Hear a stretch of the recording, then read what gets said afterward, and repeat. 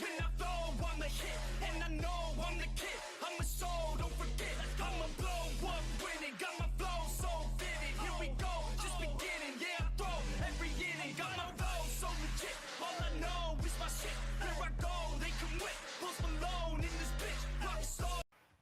Yo, what's going on, everybody? It's Thursday night, and you know what that means. We got Lay in the building, it's your boy Toe Tags. We wrestling with Nukkle HeDD tonight, man. There's some news this week, Lay. There's some news. What's going on, Lay? Oh, it's doing good, brother, doing good. And it's random and all of a sudden news, too. Oh, yeah. Yeah. Hot off the presses, baby. Hell yeah. You know what's crazy? To me, this seems like monkey see, monkey do. Oh, Just a little bit, you know. It's funny how the prodigal son of the WWE gets fired for some crazy shit, and now all of a sudden the prodigal son of AEW leaves. So let's figure this shit out, because we're detectives. You know what I'm saying? We detect shit, and I'm smelling what the Rock is cooking, but there's also a side of bullshit, that's with that food. Just in my opinion. What's going on, Lay, man? From my understanding, the stuff that I've read and stuff that I've heard is money. Yep. Which is usually a legit reason. You know what I'm saying?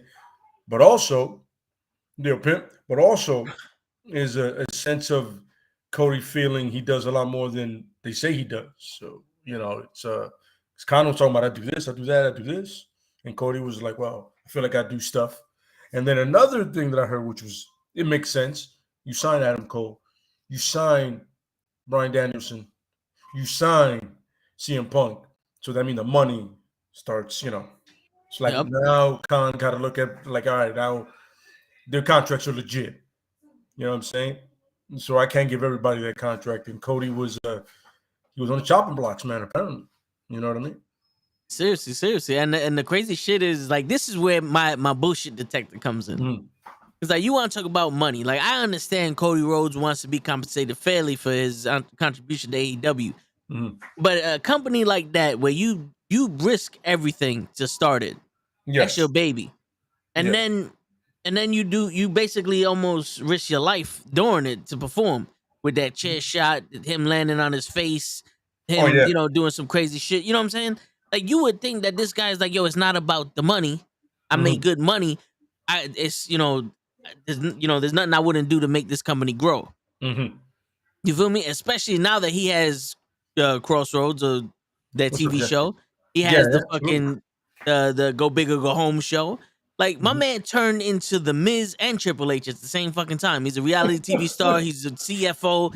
He's the chief brand officer. His wife is somebody big in the company and all that other shit. And then you're gonna leave for what? I feel like this is a work. It's either it's a work or it's fucking show. It's publicity. It's literally publicity. It's like, how can we get more eyes on this AEW shit? Mm-hmm. And it's like, oh, Cody Rhodes is going to WrestleMania. Yeah. It's like, okay. No, I mean, I can see that, especially in the pro wrestling world. That's what they do. You know what I mean? The misdirection is the way they make their real good money. You know what I'm saying? Like, well, the perfect thing is when AJ left New Japan and everybody's like, oh, he's going to sign with ROH or Impact, because he has history with Impact, right? Yeah. It makes sense. Like, yo, this is where he came up. All of a sudden, he shows up at the Rumble. You're like, okay. And the same thing for Cody. You know what I mean? Cody would have no problem going to New Japan, but the problem is, in New Japan, you don't have a TV show, so you can't film it there. But the other problem with the TV show is it's a Ted Turner company. Like, they're the ones who do the show. And they'll be hot damn if that dude is going to be on WWE TV.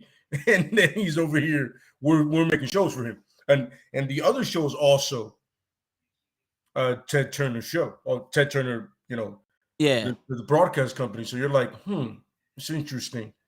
I mean, I'm not gonna lie to you. If Cody does go back for any stupid ass reason, I would advise it for him to do that. I mean, like, yo, chill out. Take a couple of months off. You know what I'm saying? Then you come back and renegotiate. You be businessmen. You know what I mean? Yeah. Because you're one of the original pillows of this company. You know what I'm saying? You're one of the ones that started this by having that pay-per-view, and all of a sudden shit started. You know what I mean? But you know, if he goes back, they're gonna make him Stardust in no time. Oh yeah, definitely. You know He's gonna what I mean? be somebody's fucking manager. That's what he's gonna be. Something that he doesn't want to be. You Of know what course. I mean? They may pay him big, but what he does in the actual ring is going to be very limited. Yeah, you know what I mean? He should sign a one match deal because that's as far as they're gonna push him. The one match. Mm-hmm. Other than that, you've been burying us for like almost 3 years. You've been burying us. You know what I mean? And you made this company in spite of us. And the crazy shit is addictive. Is a prick, son. Oh, yeah. But let's think about this like subjectively. Like if we put our minds into the office of the WWE, right? And real quick before I say that, Maharaja, Pimp, Jeff, Kenny, everybody that's watching, appreciate you watching from every channel. Twitter, Twitch, Facebook, YouTube, all that good stuff. Appreciate y'all being here. It's Thursday night. You know what that means. But let's put ourselves in the minds of the executives of the WWE, right? And we have a chance to hire Cody Rhodes. And the first thing you go is, what can we use him for? Wait, first of all, are we just like the WWE minds right now that are really fucking dumb? Or do we have an open mind and are getting away from the bullshit of the AEW? Like, are we doing it to make money in the smartest way possible? We're going to do it in the minds of WWE right now. Oh, it's the dumbest way possible. Yeah. Okay, perfect. So this is what I know. Mm-hmm. I don't think I know what they're thinking. Right? Yeah. Especially Vince McMahon. They're in a room, right? And they're in a triangle table. Mm-hmm. And the tip is not a point. The tip is like a box. And Vince sits at the triangle. Mm-hmm. And so that way it's an arrow pointing at him, so he gets all the attention. Of course. Yeah, it's how it is. And there's a 15-foot fucking perimeter around him because he doesn't want to catch anything and shit like that. Mm-hmm. And all the yes men are there. Yes. Like they're all, the seats are yes. Like that Daniel Bryan didn't come up with that. That was Vince. That was Vince. Yeah. He just gave Daniel Bryan the promo. Yeah. So they're sitting there, and the topic of Cody Rhodes pops up, and Vince McMahon goes, "What do you mean, Cody Rhodes? We could get him. There's a possibility we could have him at WrestleMania. It would be a big attraction." Mm-hmm. Oh, okay. The guy that helped a football owner make a company. Mm-hmm. The guy that wasn't good enough here. Mm-hmm. Wasn't good enough there to sell tickets, so he had to get all of our stars, all the international stars. Was never a champion, couldn't hold the title. Yeah, fuck it.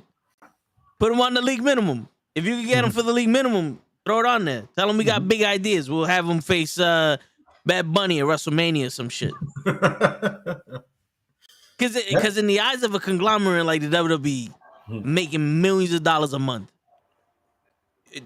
That's what I would see if I was the company. Like, I would rather have Kenny Omega. If Kenny Omega was the free agent, the Young Bucks, that's something because they actually carried the company's tag team division. Yeah. You know what I'm saying? Like, in actuality, Cody Rhodes incepted the idea of real wrestling in our heads. Mm-hmm. Everyone else created it. Tony Khan became a bigger star than Cody Rhodes.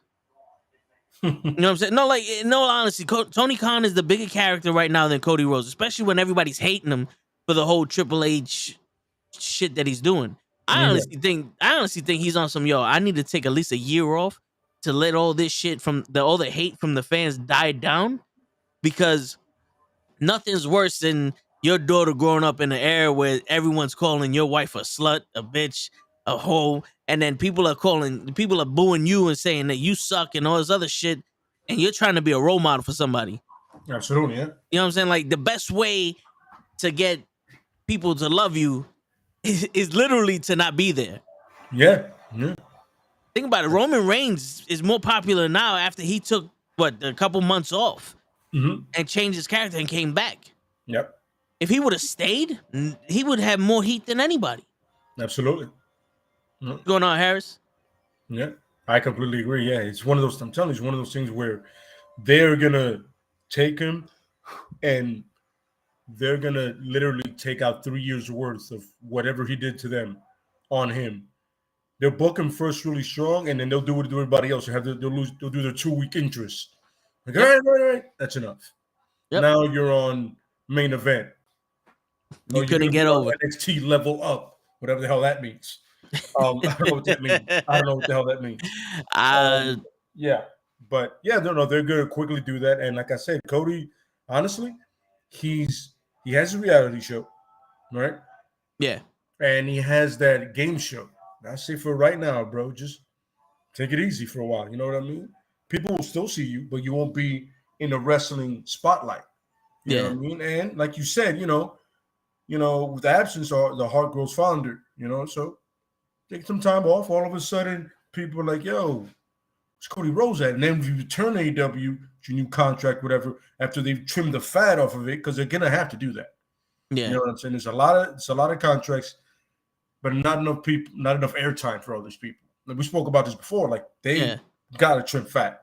You know what I'm saying? And the crazy shit is that the AEW and Rampage show they max out the amount of wrestling that they could put on those shows.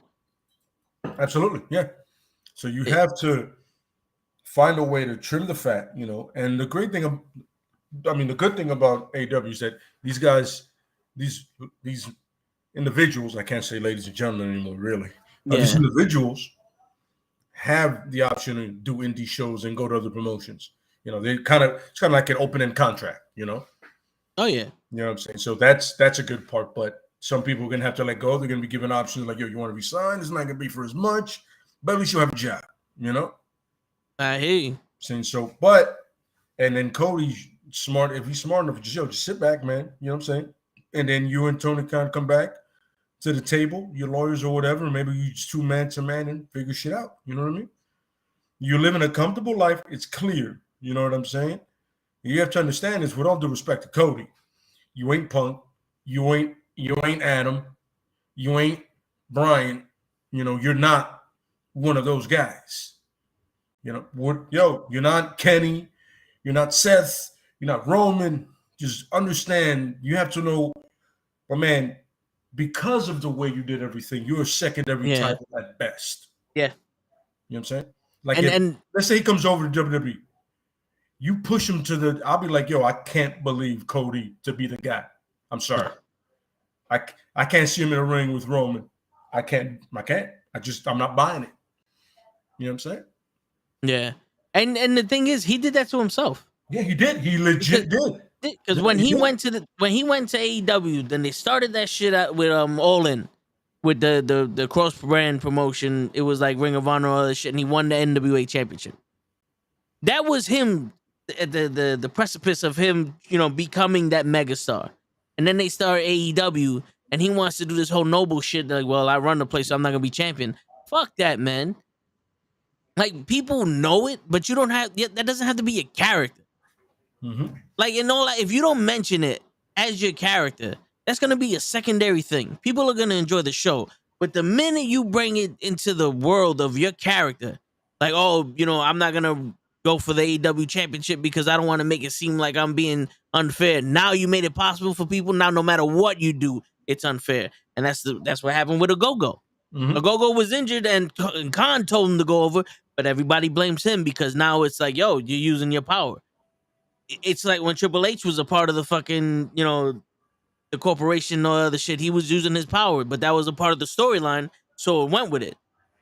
It was never supposed to be a part of the storyline of Cody Rhodes being the guy in charge, sitting there going, who's winning and who's losing, but you mentioned it, now it's possible.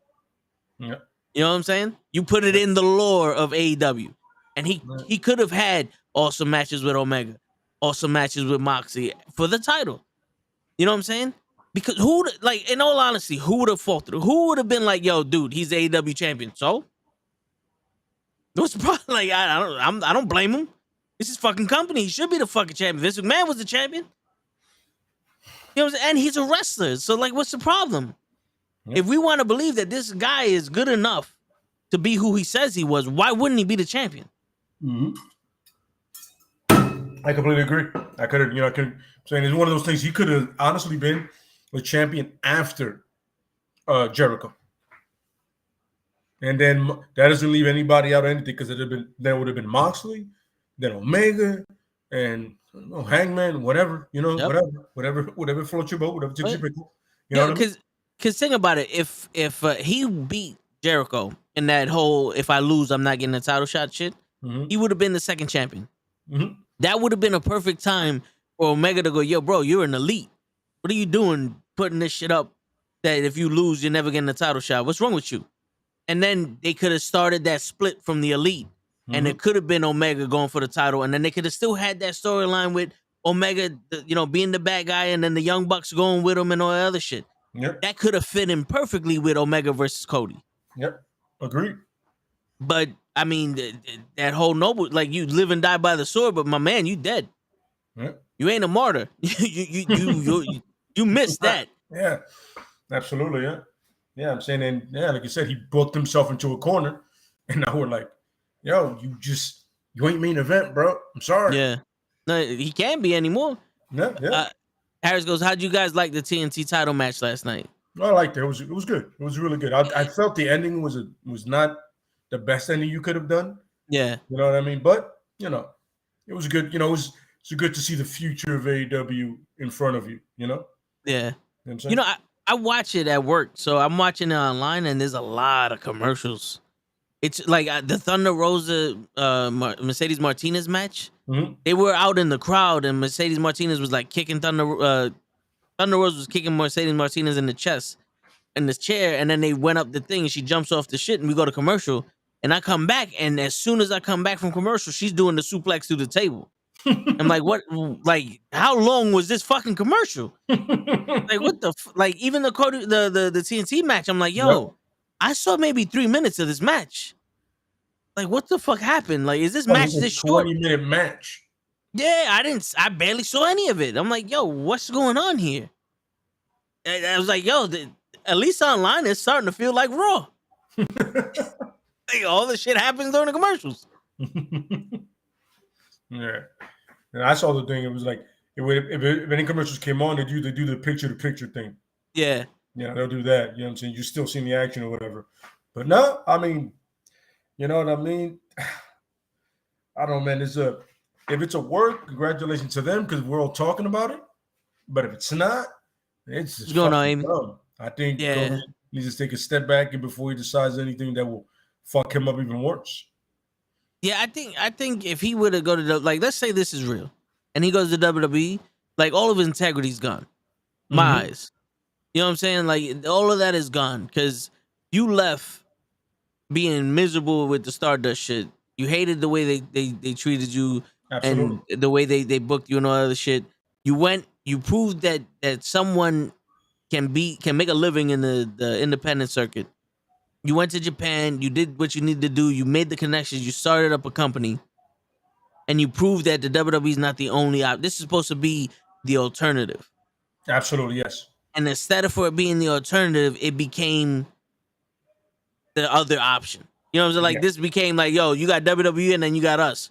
But they became it went from being WCW Nitro to like WCW the New Blood.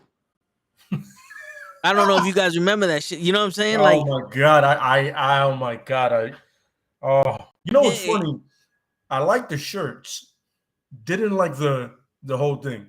Yeah, you know what I'm saying. I like the shirt was dope. I was like, oh, that's a dope shirt. But the way they went about it, I was like, oh my god, this is so Vince Russo. Like, it just, I don't know. I didn't know he was part of the company at that point, but I'm like, yo, this reeks of Vince Russo. Yeah, like, smell that? That's Vince Russo. Yep, bro, yep. you know. Yep. No, but yeah, I mean, it started off like, dude, I'm gonna put it to you this way: as a guy that doesn't know independent wrestling and knows limited of New Japan and everybody's favorite in the El Rey, Lucha Underground, and the old TNA, like, once EC3 became champion and he feuded with Bobby Lashley, I don't know anything after that. Mm-hmm. That was before that. No, after that. Like I Okay. knew about TNA. I was a big fan of TNA before Oh, they got Loki and all stupid. of them, right? Yeah. Christopher Daniels, Alex, Eli Skipper, all that. So that was my knowledge of wrestling. Mm-hmm. The independent stuff I didn't know about. To me, the shit I saw, it was kind of boring. Like I saw a match between Samoa Joe and CM Punk in Ring of Honor, and I was like, yo, this shit is dragging like crazy. Cause it was just literally Samoa Joe beating the shit out of CM Punk. Yeah. And I was like, yo, when I saw that, I was like, really? Then I saw Samoa Joe and TNA. I was like, all right, this guy's nice. I don't know why it didn't happen here, but I guess they were still young. You know, they were still new, so they weren't veterans, whatever the case may be. Yeah. AEW comes out. I heard about the Young Bucks. I saw maybe one match in New Japan, but I wasn't really like following the Young Bucks like that. I knew about them, but I didn't watch them like that. AEW comes out, and I'm seeing Jungle Boy, the Luchasaurus, Sammy Guevara, the fucking Lucha Brothers, Proud and Powerful, which was in TNA with LAX. That that was a part of the TNA. I wasn't watching, but I knew about them a little bit. Kenny Omega, which I knew from New Japan Pro Wrestling, and then you had these other guys that I had no idea about, and I watched AEW. And the first couple weeks, I'm sitting there like, yo, this is wrestling. Yep. This is what I grew up on. So, yep. Like I'm watching AEW. I'm watching a pay-per-view, and I'm literally like about to tear up because like this is the shit that I've been looking for the past like 15 fucking years. You know what I'm saying? And then they do all these hirings and all that other shit, and we're still in the honeymoon phase, and we're like, yo, this is gonna be awesome. Adam Cole is gonna be Adam Cole, baby, again. And yeah, he is. Then they got the dragons, the Fish and Kyle O'Reilly. They got them. Yeah, they're gonna be dope. Nothing. They did nothing. Ruby Soho's finally gonna be able to do what she could do in AEW. It's gonna be awesome. She was in one title match. She lost. She's not showing that much. Like our expectations were high. Because now we got the people that we grew that we know in a place that, yo, you want to be unleashed, you unleashed now. Our expectations were so high that in reality it like bottomed out real quick. And all those people we wanted to see there, besides Malachi Black and Miro, because they actually took time to let their characters grow, like just underwhelmed us. Yeah. And the reason why I was so hyped for Keith Lee to be in AEW is because I know that that's Keith Lee. He doesn't have to reinvent himself. He doesn't have to. They didn't put him to the side in WWE. They held him down. Like my man is a buoy in the middle of the ocean, and they cut that boulder off from underneath him to let him float. You know what I'm saying? Like that. Yeah. That's how much confidence I have in Keith Lee. That's like a Samoa Joe. That's a fucking Adam Cole or Kenny Omega. Those people we have there. But when you hire so many people because you're eating with your eyes, you lost that authenticity. Yep. You really lost that authenticity. Like it was cool that Daniel Bryan went to AEW, but it's not cool that he's one of the main guys in AEW. You know what I'm saying? Like, bro, I'm sorry, but this whole shit that you doing with Moxie, I'm not interested. That match that he had yesterday with this dude, I don't know his name off the top of my head, Lee Moriarty. I was like, okay, I don't know what you thought you was gonna show off. But homeboy, you didn't show shit off. You know what I'm saying? Yeah. Like that's a match that you have with Chris Benoit or Dean Malenko. Because that's a fact. Like when you have a slow paced match like that, you need somebody that can do a slow paced match like that, fast paced. Just because you can do a bridge doesn't mean you should be doing these fucking submission shits and taking 25 minutes to do, transition. Yeah. Like Kurt Angle and Benoit did shit like that, but it took 3 minutes to do that whole 20-minute skit you did.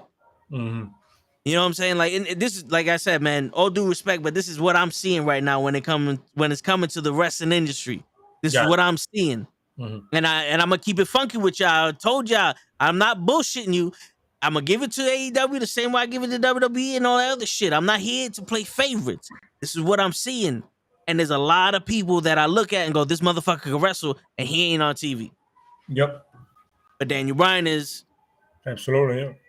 And I'm not saying Daniel Bryan can't wrestle, but he ain't holding my attention. I'm not tuning in to see him talk to Moxley. Yep. But I'll let you go. I gotta let you go. No, yeah. I completely agree. I couldn't agree more. You know what I mean?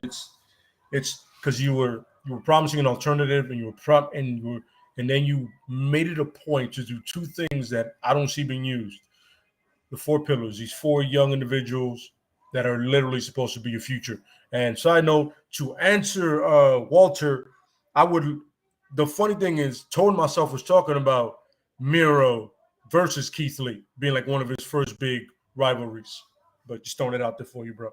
You know what I'm saying? That's one of the big ones. I would love to see those two guys go at it because it'd be so much fun. Big guys, athletic, but as I was saying, and two, they had a wins and loss ranking, right? Yep. That was the thing. Their thing was like, yo, wins matter. Okay, let's do this. Wins matter. So why the fuck did it take so long for the Lucha Brothers and Pride and Powerful to get a title shot? Yeah. Why is Scorpion Sky not gotten shit? Yeah. When he won that brass, whatever the fuck it is. I'm saying? You know what I'm saying? You have all these young bloods in the back. By the way, I'm not even gonna get into the women because I'll just leave that to Gigi because she's really great. Like just emphasizing why when you see certain matches, when you see Martinez versus Rosa, that proves to you that you should have more than one women's match. You know what I'm saying? Yeah. I'm not gonna get into Pac. That's a whole different story. Pac is a whole different story. But it don't make sense that you set up a system that you don't use. You set up wins and losses, and you keep in like Wardlow had a match yesterday, and under it said he's like 42-5. I'm like, first of all, I've never seen him lose, but I guess I wasn't paying attention. Must have been some dark shit. Whatever. The only two people I ever saw him lose to was Cody and CM Punk. Yeah, that's what I'm saying. So he must have lost to them twice and somebody randomly must have got disqualified. Maybe those two stadium matches, Stampede matches. Yeah, the 5-on-5 matches. Maybe that I don't know, but what's going on, Arcade? But man? I feel you. Yeah, you know what I'm saying. So your whole thing is start a company with these individuals, right? Not the Young Bucks, not Kenny, not Jericho, not Cody. Darby, Sammy, MJF, and I forgot who's the other one. Jungle Boy. Jungle Boy. Then it became Britt Baker. Let's cut the shit. No. Britt Baker now. Seriously. All right, and you're pushing Britt. I got no beef with that, and Sammy too. Mm-hmm. What about everybody else? What up, Tommy? What's up, Tommy? What about everybody else? And do me a favor, use that wins and loss thing. I want to see that matter. Like if I win 5 in a row, I want a title shot at anybody. Yeah. You know what I'm saying? And I'm not talking about on Dark. I'm talking about when you see me wrestle on Dynamite or on Rampage. Right. I'm beating him. Like if I beat Wardlow and then I beat Danielson, right? Then I roll up Moxley. You know what I'm saying? And then I beat Andrade. Dude, give me a title shot. And I'm not talking about the TNT championship either. No, yeah, for real. You know what I'm saying? I don't care if it's on Dynamite or Rampage. I want a title shot. No, seriously. Yo, real quick. Tommy, appreciate you stopping by. He goes, I know I haven't been around. I had a minor car accident, but I'm all good. I'm all right. I'm still alive. That's what that matters. Yes, bro. Man. Happy to hear that you're still alive, man. Hopefully everything's all right. Hopefully everything works out with you and your car and all that shit. Appreciate you being here, man. Like I said, man, if you guys can't make it every week, we're going to be here every week. So whenever you can make it, we appreciate you stopping by, man. That's it, but much love to you, man. Yeah. But in all actuality, with the records, it should be in theory the way that the UFC is trying to make it seem like. Exactly. The You way know- the UFC used to be. Yeah, like obviously, if you're gonna beat up people that are local talents and you're 50-0, that doesn't give you a title shot. Yeah, But that's if like you- when you're in the amateur, the guy that stays in the amateur division. yeah, Like, yo, you're better, and now you're just getting your ego inflated. You know what I mean? yeah.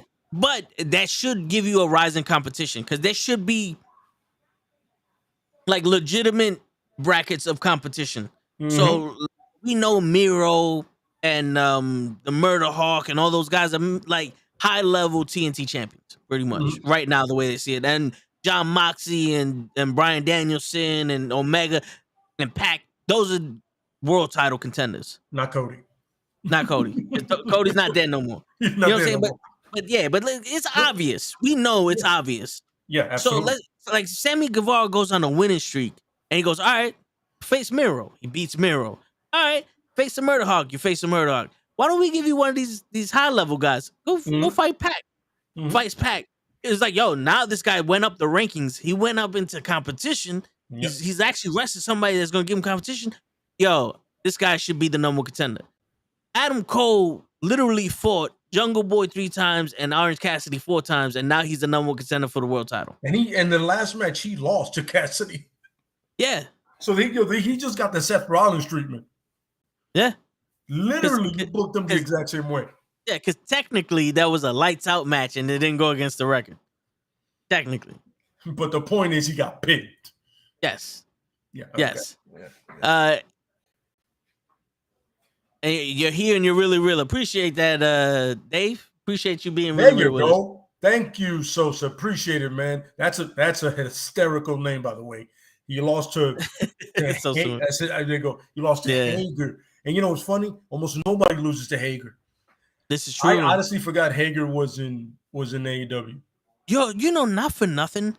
When they came, and I just want to mention, like, yo, Sosa McGuire, you're a baseball fan from the 90s. I dig it, man. That you was loving that one summer, brother. Yeah, man. Just honestly, we all were. Don't understand. You know what I'm saying? Nah, yeah. I mean, that was the best part of baseball. Absolutely. But yo, when Hager first was announced in AEW, they brought him in on some. I'm a Bellator MMA champion, so he's our enforcer for the Inner Circle. And he was like he was shown that he was tough. And then Wardlow came, and it was like, this guy is the biggest pussy I've ever seen in my life. Like, he's not afraid of Wardlow. He just can't handle Wardlow. And then he doesn't fight. He doesn't wrestle anyone else. So all he does is wrestle Wardlow. So when you turn into Wardlow's bitch, I can't see you as this monster. And you know, here's a thing about it. Everybody is booking this dude wrong. Yeah. Somehow both companies have found a way to book this guy wrong. I don't know what it is about him. Is it the lisp? Is it the look? Is it like no charisma? Because you can sometimes get around the lack of charisma by just making the dude a badass. Yeah. We've seen it before plenty of times. But for some reason, it's just nobody can book this guy right. No, for real. He was all right for a minute with Zeb Culture when Zeb Culture was doing the talking for him when he was, We the People shit. Yeah. We the People got a little choppy and races there. Got a little choppy and races. But you're like, okay, I can get behind this. I see it. Right? Because now you got a guy that can talk, because Zeb could talk for anybody. Zeb is like on some Paul Heyman level, like, yo, you got some promo on you. Like, yo, I'm intrigued. But then they get rid of Zeb. And then it's just him. And then there's nothing there. Yeah. You know what I'm saying? I just don't get it, man. They can't book the dude right. It's a crazy thing that that's another one. Jericho also did. Okay. You, man. There you go. Yeah. Yeah, I forgot all about that match. Yeah. I'm sorry, but yeah, man. I'm like, I don't get it. No, it's true though, because in all actuality, I don't think Hager knows who he is inside the ring. Because when he was in WWE, he was kind of like a ripoff of Kurt Angle. The American. Yeah, that was real bright. That was really intelligent. Saying the name twice. I'm the American. I was like, between the lisp and the hair, we figured out who you were. He's a funny dude, right? like he has his moments where he can be funny and all that other shit. Yeah, But it's it doesn't limited. fit you. It Yeah. doesn't fit you though. Like you're this fucking guy has like what 6'7", somewhere around there, an accomplished amateur wrestler, legitimate like a legitimate fighter in Bellator or wherever MMA shit you're in now, and you're doing this whole gimmick like that you're a patsy. Like you're one of the Briscoe brothers and shit. Like you're sitting there like a stooge. There you go. That's what I'm. You're like a stooge, and it's like homeboy. You cannot be Kurt Angle, Brock Lesnar, and a stooge all at once. You can't. No. You either shit or get off the pot. You know what I'm saying? Like you want to be the strong silent type, then be a strong silent type that whoops somebody's ass. Absolutely. Don't be a strong silent type that's a joke.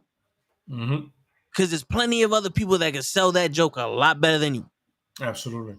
I mean, for the love of God, you have a dude that's probably the same size as him. That's a fucking dinosaur. Yeah. And I'll buy him more than him. Yep. You know what I'm saying? He's a goddamn dinosaur, son.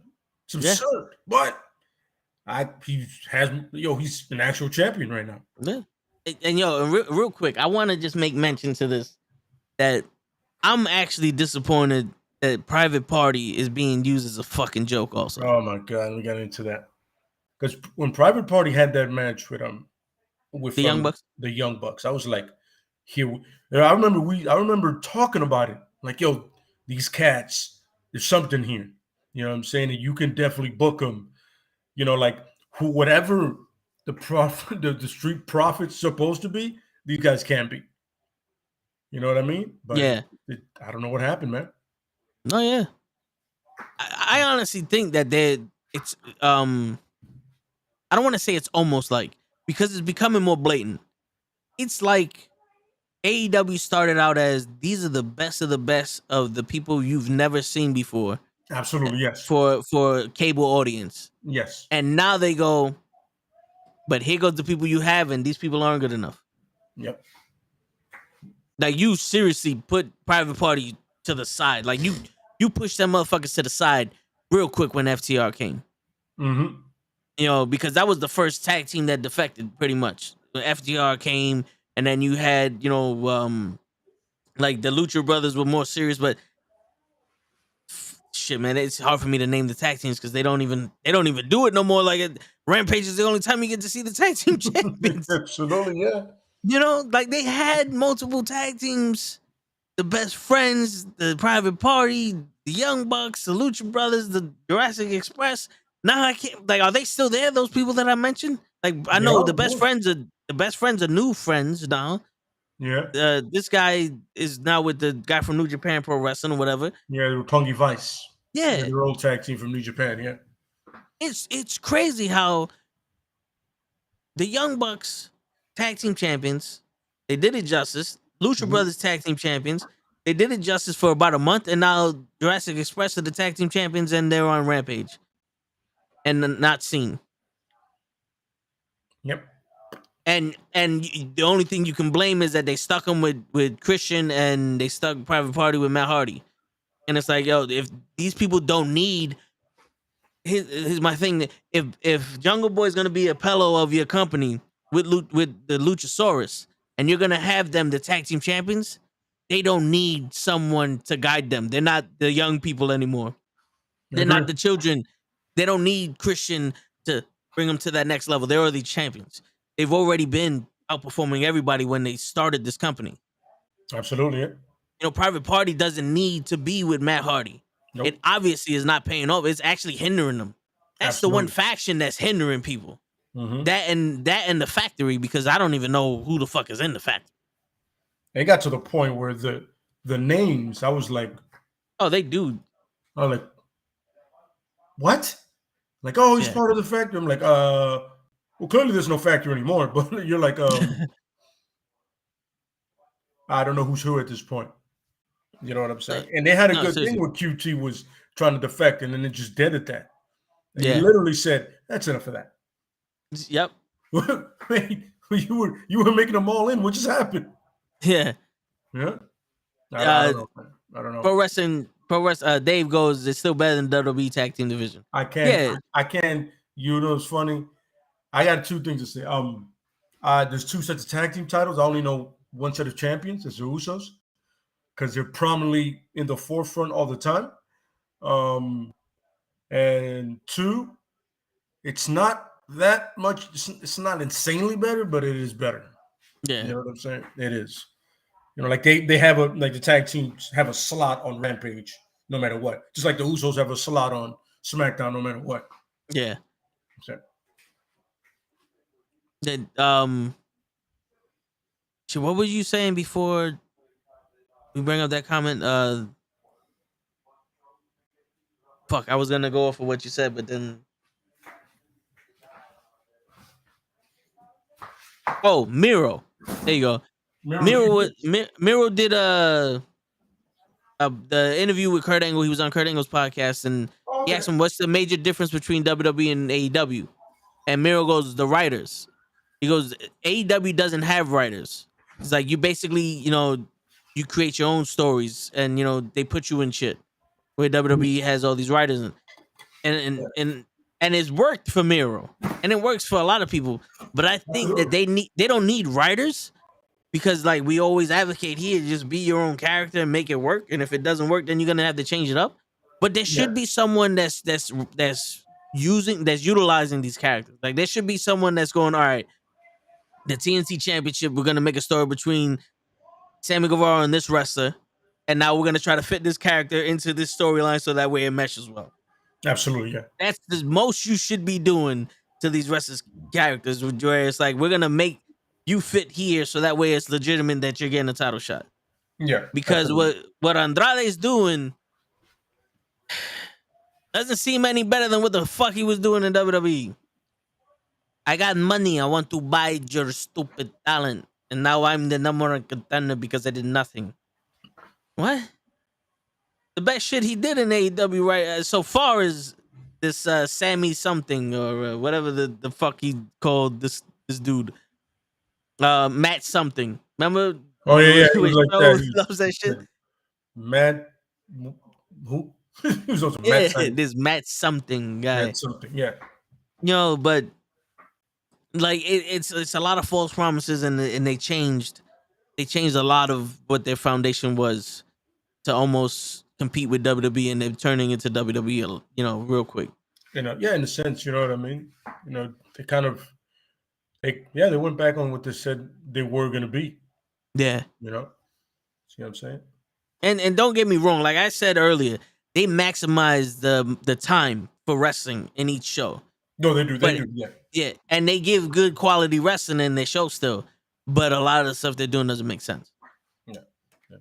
I could agree with that. It's per time when it comes to wrestling, way better. Less backstage segments, less interviews. There's more match. I can damn sure give them that. For the amount of time they have more matches. Yeah. Without a doubt. And I know that Thunder Rosa beat Britt Baker in that lights out match, but I honestly don't know why Britt Baker's trying to beat the shit out of Thunder Rosa now. Like why she's getting all these people to beat up Thunder Rosa. Like I don't know where this came from. Did she challenge Thunder Rosa? He's like, hey, I'm gonna challenge you before you challenge me. Like all I know is that we got my man Cobra Kai in there telling her to kill Thunder Rosa. I saw that and I was like, what? Okay. I was like, all right. I don't know. I don't understand the tie-in, but I'm with it. Literally, I was mad lost. I was like, okay. Really lost. But hey, you know what I'm saying? No, yeah, seriously. But shit, I don't. Yeah. They have March 6th, their pay-per-view coming up. Mm-hmm. And I'm not gonna lie, I'm more excited for that than I am for Blood in the Sand or even WrestleMania at this point. Absolutely. Because at least they deliver. Mm-hmm. There hasn't been a pay-per-view that was bad, wrestling wise. But we'll see what they do with Keith Lee, because I know Harris asked that. Mm-hmm. And Miro and Keith Lee would be dope. Yep. I kind of want to see Miro and Keith Lee and Wardlow, mix it up in that ladder match because they're both qualified for it. Yeah. Which I think was kind of like a mistake, but hey, you want to put those two big boys together that fast? Then hey, you know what I'm saying? If Yeah. there's somebody that whoop Wardlow's ass, it's Keith Lee. We Yeah. already know my man can keep up with Brock. Yeah. You know what I'm saying? That's true. Yeah. But speaking of Brock, just to transition over to WWE, because we got to talk about the Elimination Chamber. You know, the blood in the sand. Hold on. What did Dave say? I see you shaking your head. I was shaking my head for the blood in the sand, but Oh, Keith Lee okay. versus Powerhouse Hobbs. That's one of the first things we said. Yeah. No, they did backtrack on a lot of. Yep, that's true. But so I was watching the Pat McAfee show with Brock Lesnar on it. They did the little interview, Mm-hmm. which, in all honesty, that shit's raw. Like my man's cursing, they don't give a fuck. Like I haven't seen many of his shits before, but I was like, all right, I dig it. This isn't a WWE show. This is his show, and I dig it. And they asked Brock about the top 5 and the Mount Rushmore, and Brock literally turned around and said, I don't give a shit about any of that. He goes, I don't give a shit if I'm in the Hall of Fame. I don't give a shit if I'm in somebody's top 5, Mount Rushmore, any of that shit, man. I'm just here to accomplish what I can accomplish, make the money I can make, and, you know, have fun while doing it and all that other shit I don't care about. Oh, yeah. Because, you know, and then he was like, well, you got to stop worrying about what other people are doing and this. You just got to figure out how to get what you're doing over. If you can figure out what you get, you know, and, you know, get butts in the seats and get your character over, it's going to work. That would have been true if we wasn't in the climax we're in now.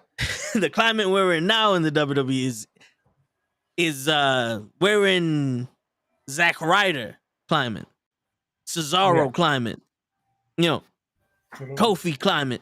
I mean, it's easy for Brock to say that because he was pretty much pushed to the moon. He was shoved up everybody's ass. Pretty much.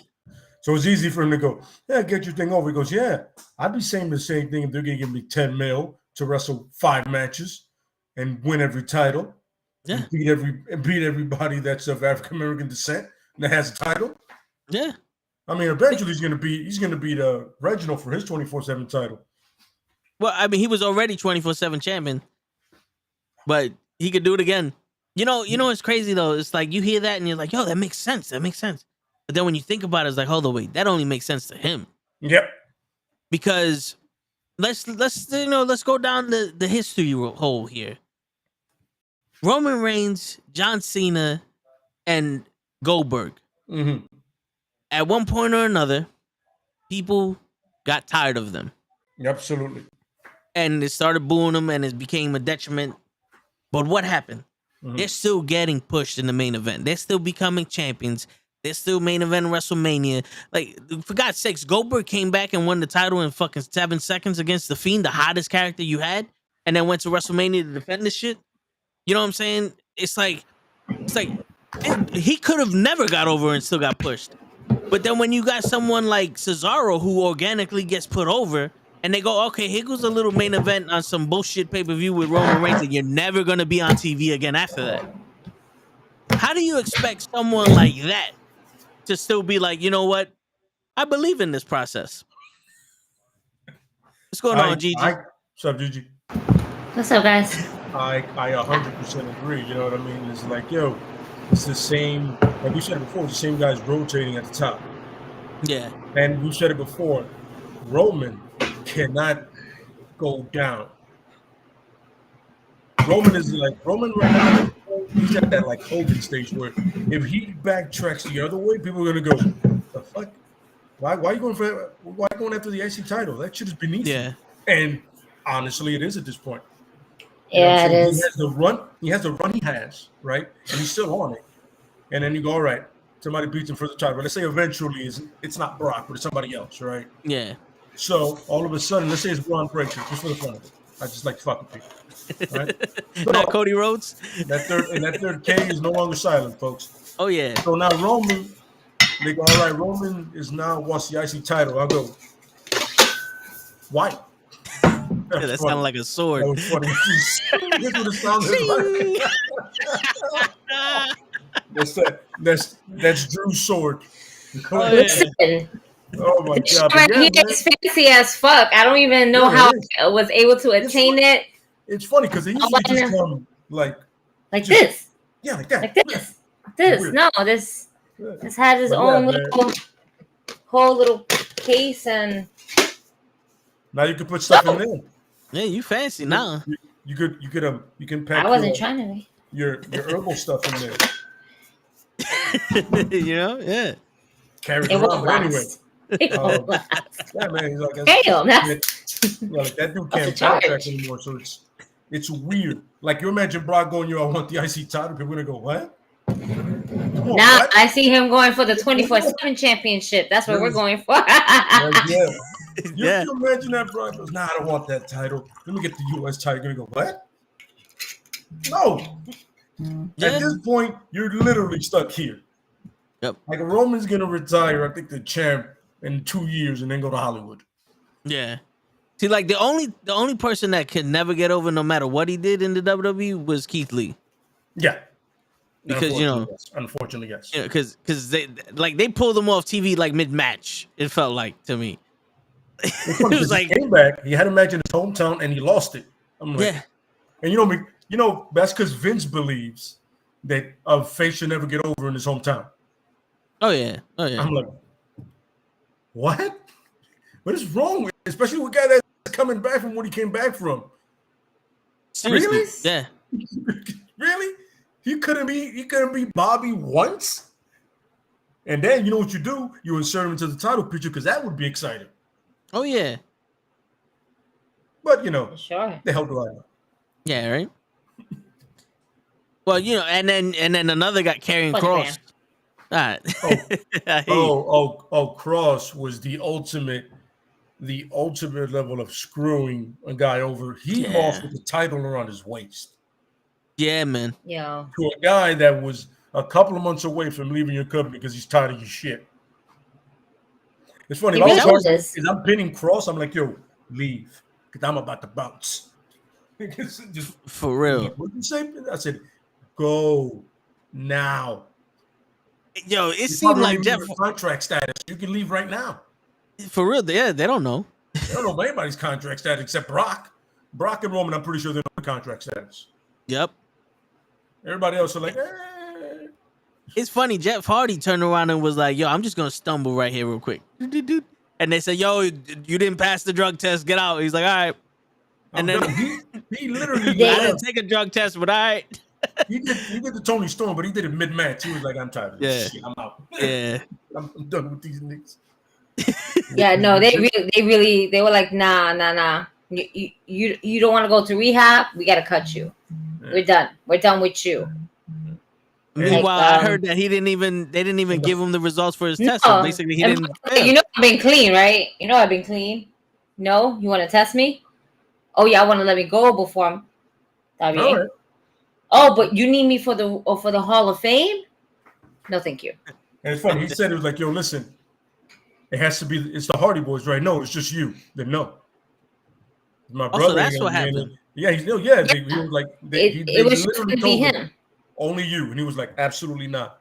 I didn't make it here by myself.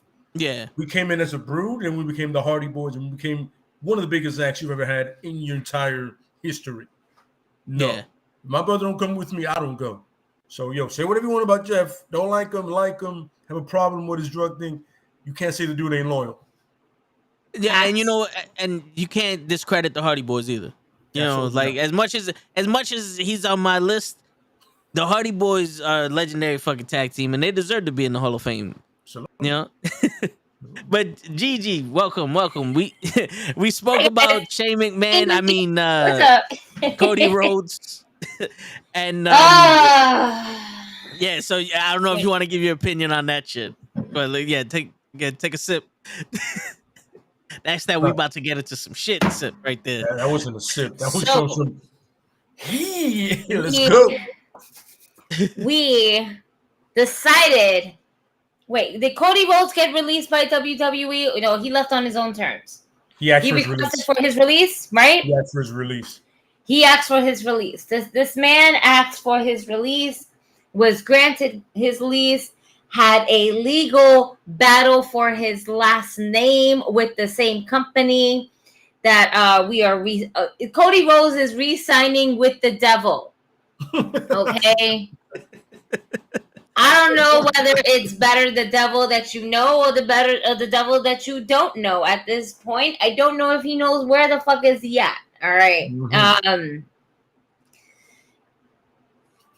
WWE, man, I get it. He wants more money. But what is more money going to really satisfy that creative need that he so craves? Okay, he needs to be in total creative mode at all times and everything like that. Vince doesn't see it that way. Vince just sees him as a former EVP of a competitive wrestling organization that just literally left not even about a week ago for him to come to WWE. Like, Vince just sees money. He's not going to really grant him any creative. He's like, yeah, that sounds great. But no, we're not going to do that. He'll hear you out, definitely, but that doesn't mean Vince McMahon is going to give you the okay. Or he might give you the okay, and then right behind your back, change it at the last second. Why? Because it's such good shit. That's why. I agree. And also, let's keep this in mind. We've only heard that Cody has been in talks with WWE. There's no talks about Brandy Rhodes anywhere of signing with WWE. Absolutely, yeah. Is this a deal package, or are we only just going to get Cody? If we just get Cody, I'm fine. If we get a deal package, I'm fine. However, his wife can't wrestle like that. And it's not to really throw a shame or a diss or anything. She has, first and foremost, it took her a while to actually get comfortable being in the ring prior to her pregnancy. Okay? When she came back from her pregnancy, some of the moves looked definitely forced. She shouldn't have gotten that many wins on AEW Dark. All right? Just because of her last name. Because that's essentially what happened. All right? There's a lot of other women in the locker room that would have a lot more talent when it comes to actually some form of physicality in the ring. She can't cut a promo. All right. I have another issue with her. This is my thing. And maybe y'all agree, maybe y'all disagree. When Brandy Rose started, she gave me, I hate to say it like this, she gave me white girl vibes in a black girl body.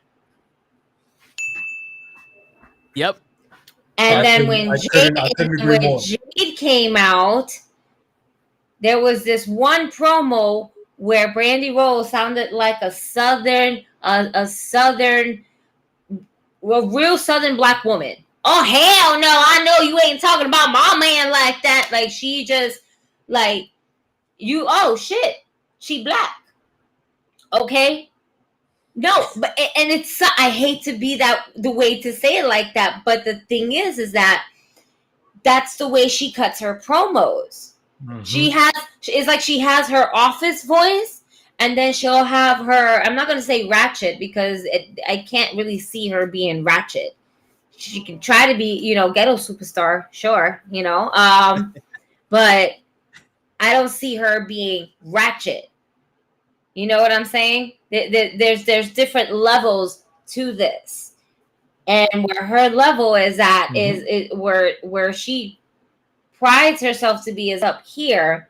She's really kind of down here. Absolutely. Yeah. Absolutely. Yeah. Maybe a little lower, but I completely agree with you. Yeah. Like that promo with Lambert, the last shit show but like this, the last thing people are gonna remember about it was that promo. Yeah. Yep. If they are leaving, that's the last promo we're all gonna remember her by. And the whole entire arena was telling her to shut the fuck up. Absolutely correct. And she was supposed to be the baby face. How are you a baby face and you have the whole crowd basically telling you to shut the fuck up? They were backing up a sexist right-wing prick. And they were like, you know what? Maybe he's wrong. Maybe he's not wrong. Well, really? you know what it is. I tell you, because Brandy and Cody are the WWE and AEW. They're gonna force themselves down our throat no matter what, and that's the problem we had with WWE and their guys. So the Triple H and Stephanie, essentially. Yeah, exactly. Right now, they did that shit on purpose. I honestly think they did that shit on purpose. See, look,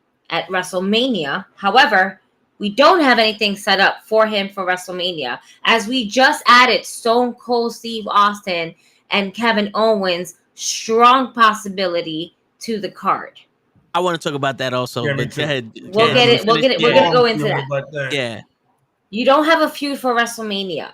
The smartest way to bring Cody into WWE all over again is the night after WrestleMania, day 2. After all, because there's 2 parts of WrestleMania, so we need to specify. And not WrestleMania Backlash. Oh, the real WrestleMania. It's funny, they already announced that. This is my thing. What WWE should be doing, in all honesty, is somehow make WrestleMania as pop. I don't want to say as popular, but to have that pop the way Wrestle Kingdom has their pop. You know what I'm saying? Yeah. Like, I want to see. Don't get me wrong. Wrestle Kingdom, has their matches, but there's every so often where somebody would just come out of nowhere and kind of surprise you. I want that surprise at WrestleMania. Like, I want the surprise that I was supposed to have for Royal Rumble at WrestleMania. I was gonna say the exact same thing. So, let me ask you a question, because Gigi, when you was describing the whole thing, where they were in talks but no made a deal yet, it sparked an idea in my mind. Let's just throw it out there that Khan and Cody are geniuses, and they go, we can't let it be known that AEW and WWE are in talks because it's gonna get spoiled. So why don't we do this whole thing that, Cody, you left and you're speaking to WWE? Maybe they might do some forbidden door shit going on. Maybe they might be doing a deal for that. Because like WWE needs the ratings, AEW's hot, and still, they're taking all their stars any fucking way. So it's not like you can't, you can't bring Keith Lee back. We kind of said that Jericho would be the one to open that forbidden door, and in some sort of way, he slightly did. He just nudged his foot into it. He didn't open it fully when he did the Stone Cold Steve Austin podcast. Yeah. Okay. Absolutely. There was a nudge right there. Yeah. Because before, and if anything, now if we do have Cody in WWE, the first Stone Cold podcast that would be up would be smart to advertise Cody. Yeah. Dissect that. And I would definitely love to see Cody versus Matt Cardona prior to him going to WWE. Don't be a pussy. Go after Matt Cardona so he can just fucking embarrass you on the indies, and then we'll have this amazing feud. And Matt Cardona, he's gonna do his shit for GCW, for what else? We have Impact. How many belts? This man has about like 5 freaking belts on him right now. He just won the NWA title, right? Yep. NWA title, that's the one. I remember when Cody was doing his indie circuit shit, and that's what made Cody popular. Yep. That's what we enjoyed about Cody. And then what ended up happening is that we end up seeing corporate Cody as if he was running as if it was in WWE. It's fucking weird to say that. He's great. He's a smart man, but at the same time, he's also going to go for the money. Yeah. Tony Khan done spent all his coins on Punk, on Danielson, on Keith Lee, on Adam Cole, on Kyle O'Reilly, on Mercedes Martinez, on Thunder Rosa. Let's not talk about that raise that he gave Britt Baker. You know what's crazy? He sounds like a kid that got his allowance and the Toys R Us is fully stocked. Absolutely correct. Because I've been there, when you're like, oh shit, they got all these guys, and now your card is full. It's like, fuck. Like, I didn't think about this. I'm gonna get home. I don't have cab money now. Yeah, it's like, it's hard. Did I really need Santino Morella? Yeah. It goes, do I need Scotty 2 Hotty? I don't think so. Yeah, I'll keep Rikishi though. Yeah. No, but it's It's Mm-hmm. all right. Like I Yeah, was, you know what I'm saying? like I'm telling you, so eventually AEW is gonna have to trim the fat. They're gonna have to do it, you know. Yeah, And no matter when you start releasing people or letting their contracts lapse, you're gonna look like a bad guy, right? yeah, No matter what. Somebody goes, oh, that's fucked up. He goes, actually, it's not. I kept him employed during the real fucked up time.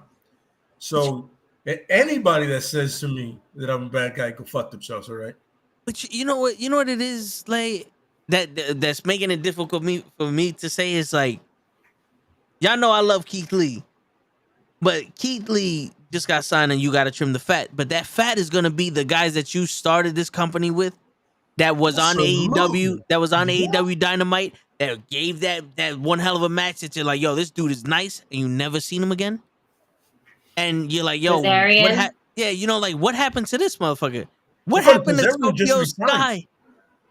Yeah, it's like what happened to No, I get Scorpio it. Sky, and you know, like what happened to these people that were there in the beginning that made me love wrestling again? Now I'm seeing NXT and WWE here. Where's Sonny Kiss? Where's Joey Janela? That's Yeah. true. Where is my little guy for Jurassic Express. it is Jurassic Express. Yes, All right. yeah. I'm just making sure I'm not saying Lucha Express, right? So I'm just trying to stay focused while smoking. It's very hard. I'm gonna take another sip out of my drink. However, these are the people that we haven't seen on Dynamite. Let's not say Dark, because we always see them on Dark. You know what's crazy? Young Bucks were on Dark. Kenny Omega was on Dark. Cody Rhodes was on Dark. Chris Jericho was on Dark. The Inner Circle, the Elite. All right.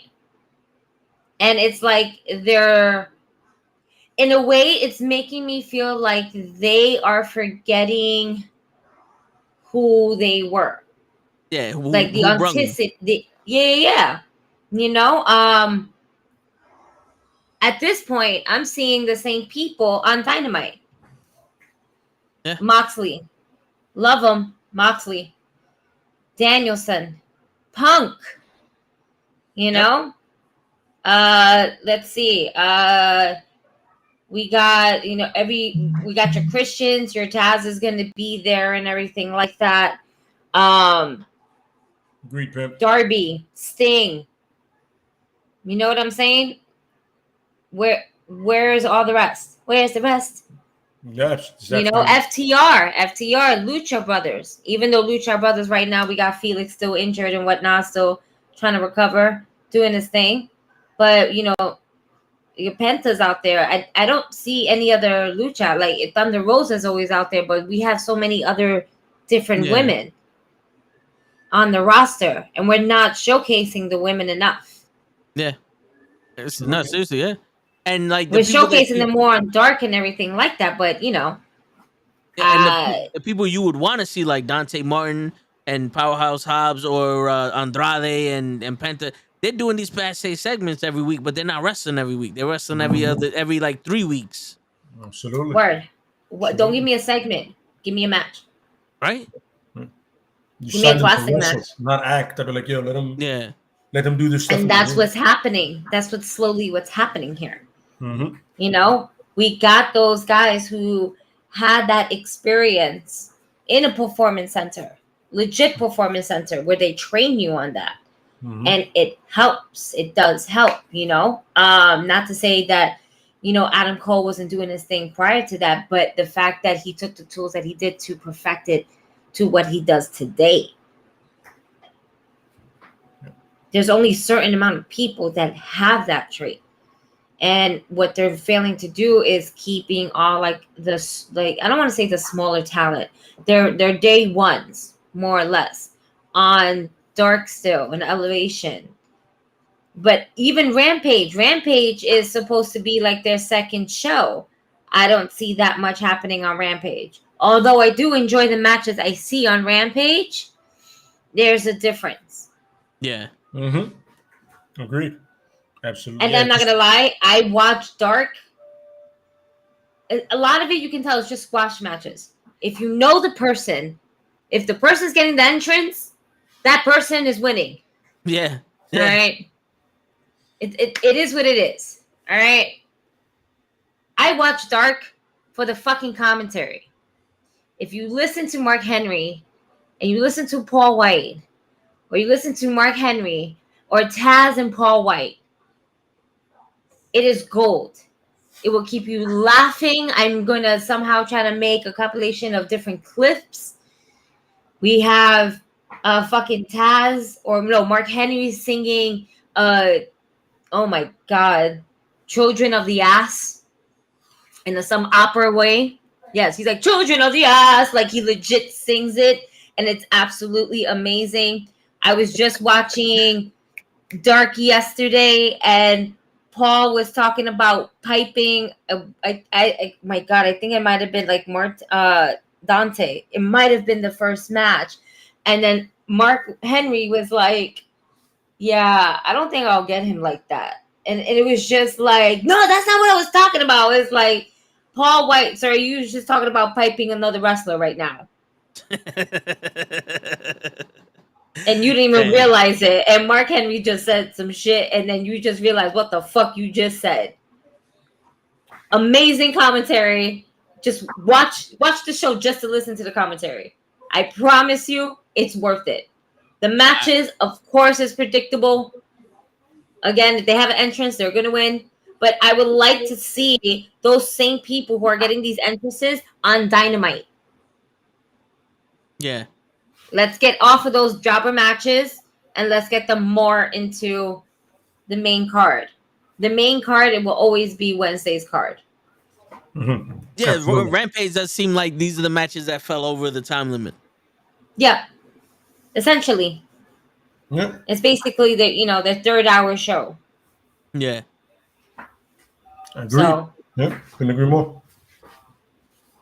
So do you guys think that Cody's signing with WWE for real, or this is a work?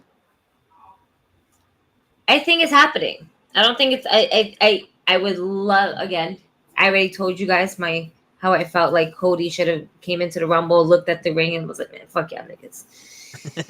I want him to still do that, but now, like, let's just say he doesn't have a contract with WWE.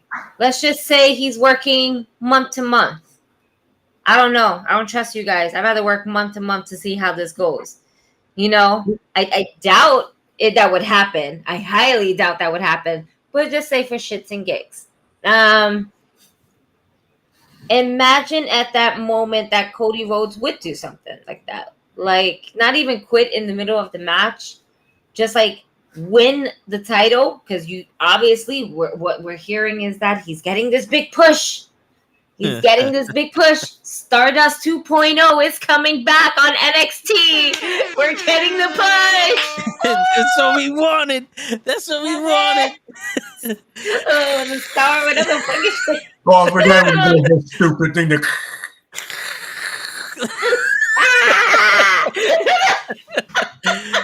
Oh man. Forgot all about that. Oh my God. We're getting this big push. Imagine Cody gets the belt and he just looks at it. He's like, still freelancer. He comes to AEW and throws it in the garbage. There's an Alondra Blaze. Like, I'm done with them now. I'm home. I'm home. Stomping on the belt on this game. Stomping. Nah, we're bringing the sledgehammer back from when he decided to destroy the chair. That shit might come and bite him in the ass too, by the way. Hell yeah. Well, in all honesty, they might hire him just off of the strength of that. Like, hey, we're fucking Triple H over too, so why not get more people that hate Triple H? We're destroying everything he loves and everything he ever worked for. Fuck it. Come on down, Cody. I saw that thing you did with the throne. Yeah, we loved it. And the golden shovel. Shit. Oh, Such yeah. good shit. Sledgehammer. Yeah, so I bet that bit his ass a bit. Let's transition over to something that's gonna equally get us heated, but on the WWE side, let's go to Goldberg in the Blood in the Sand. Oh, I thought we were gonna go with Alexa Bliss. I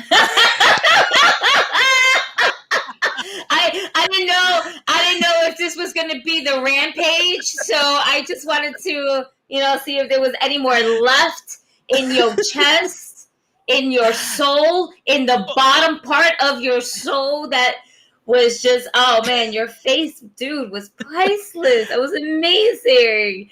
Yo, that I felt every moment of that, man. That hurt, like it physically Yes, hurt. After I we did know. it. But we will get to that shit later on when we talk about the chamber.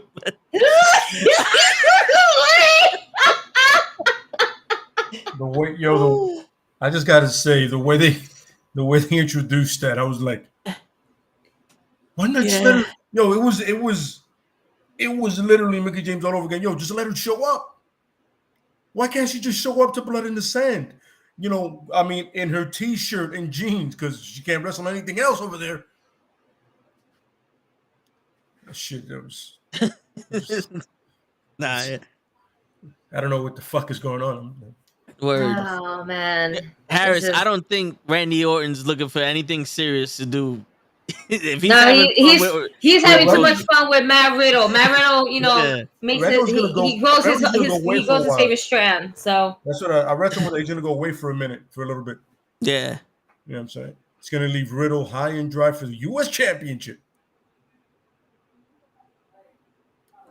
EC3 and Adam Scherr, formerly known as Braun Strowman, is creating a wrestling promotion to get a TV deal.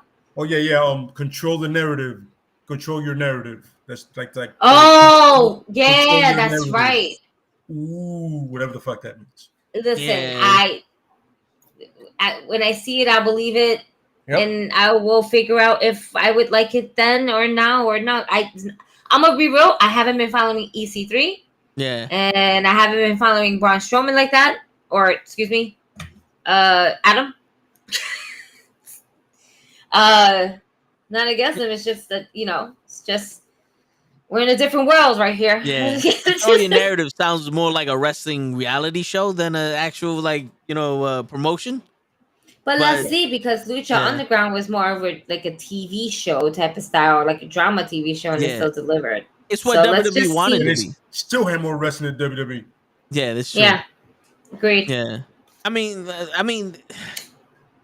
Mm. I don't think they're gonna have the backing of a Tony Khan for that one. That one's gonna probably be like some. You remember Wrestling Society X that was on MTV Oh my with, god. with Teddy Hart and shit? It's gonna look like that. Oh my god. I hope. They were on for like what, 2 weeks and 5 minutes, and they said, "Yo, fuck this." I remember I saw Mark Jindrak there. By the way, side note, Mark Jindrak is like massive in Mexico.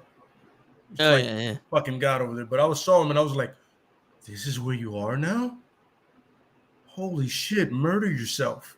But who does it? Sean O'Hare does it. Yeah.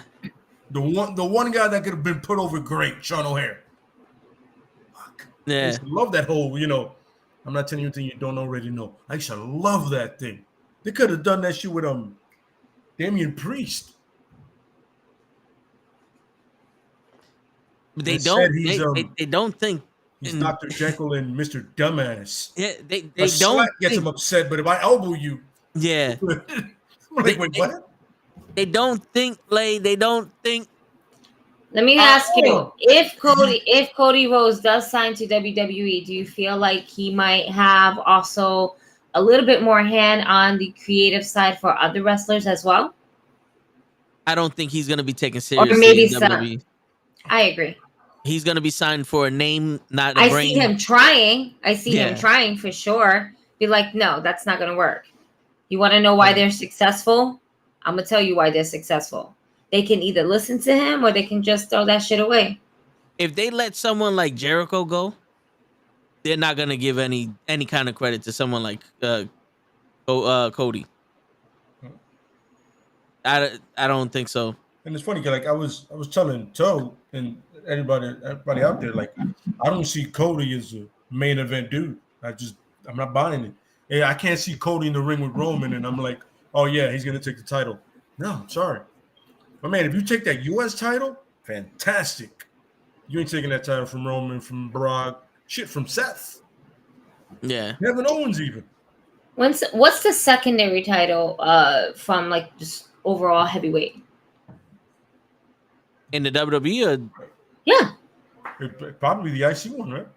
that's what Well, I was thinking. Yeah, yeah. that's it. And it's funny, he got it He changed it to the original title, which I appreciated, which was dope. But like, that's his ceiling. That's it, Cody. That's where you at. If they try to push you to the main, I'm not buying it. These sucker WWE fans may buy it. I ain't buying this shit.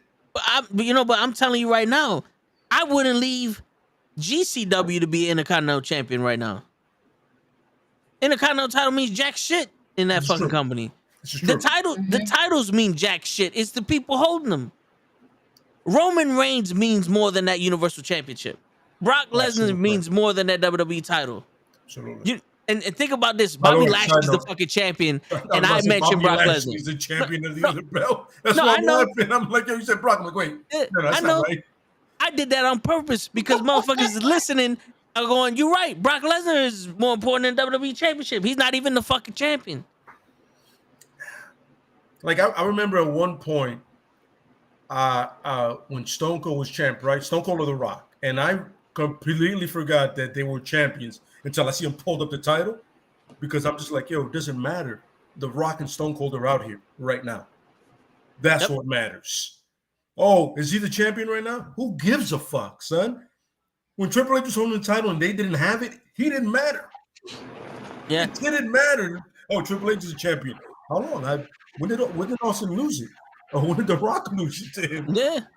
It was literally these two guys come out, they're the few, and then there's everybody else. And there's that one thing we go, oh, nobody's bigger than WWE. Nobody, guys have become bigger than your titles. Yeah. This prestige title that you love so much. You know what I'm saying? And that you give to every team that wins a World Series fucking title. Absolutely. Right now in AEW, Daniel Bryanson and CM Punk and Jon Moxley are bigger than the title right now. Yeah, definitely. Most definitely. Listen, and I like Hangman Page. I followed his career from the beginning. I'm a fan of his. But that dude with that title does nothing right now. No. And I'm trying. He had a great match with Murder Hawk. Great match. Yeah. Gave me some 90s vibe. I was feeling a little attitude era-ish. Just can't get behind this dude being, like the head. Like, yo, if you put it on Adam Cole, I'm buying it. 100%. Yeah. Adam Cole is champion material. You know what I'm saying? Between the mic and in the ring, and the fact that you can sell anything at any point, and you can believe he's a leader, no problem. And you know what the crazy shit is like when they give Hangman Page the mic, a normal champion, like let's say if The Rock was the champion, right? And they have Daniel Bryan and Jon Moxley doing this shit, and they're getting more time than The Rock is as champion. When The Rock is on the mic, he's gonna belittle the motherfuckers. Like that whole situation with Moxley and Daniel Bryan, he's gonna say something about it, and he's gonna make it seem like that ain't shit. No, absolutely. It's one of those, oh yeah, I hope y'all remember I'm the man here. It ain't Daniel Bryan and Moxley trying to team up because they can't beat me, none of that shit. I'm the fucking champion. Absolutely. You got all these wannabes out there trying to be something. I'm the fucking guy. Like, you have to remind these people that you're the guy. Because if Daniel Bryan could come out there without a title and be the champion, there's a problem with you. Absolutely. Let's go on Blockefeller Records. But yeah, I wanted to get your feelings on Goldberg. I was watching a recent interview with Dutch Manziel. Zach Kohler said that WWE have failed to create a new superstar to keep recycling Bill Goldberg. I would argue the opposite of that, Blockefeller. It's not that they failed to make new superstars. They have all the superstars in the world. Literally.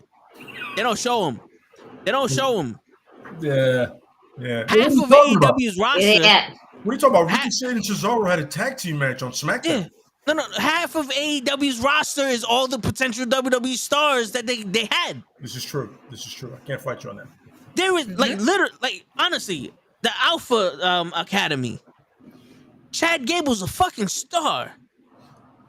AJ Styles is a fucking star. Ricochet is a fucking star. Cedric Alexander is a fucking star. Fucking Shelton Benjamin.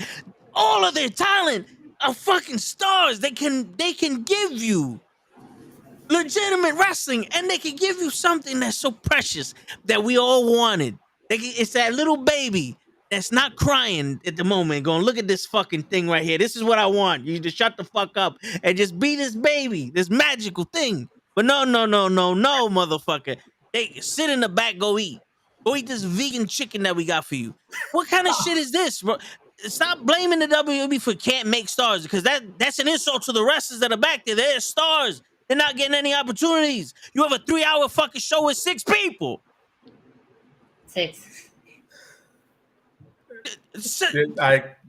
And one was in therapy. Yeah. Yep. And one's in therapy. The dumbest For shit. no reason. And For what's no funny? reason. Because The it solved pure- nothing. The pure recycling of that ankle, because let's remember how that was successful with Daniel Bryan and Kane. That therapy shit works, Yep. but if you got the right people at the right time doing the right thing, you know what I'm saying? Because all that shit is supposed to be, I'm detached from Lily, I don't need her. And then you pretty much go back to the starting point. I'm like, what? Wait, whoa. You went through. You just went back to square one. Bro, You promised Alexa Bliss, and this is what you do at the end of it.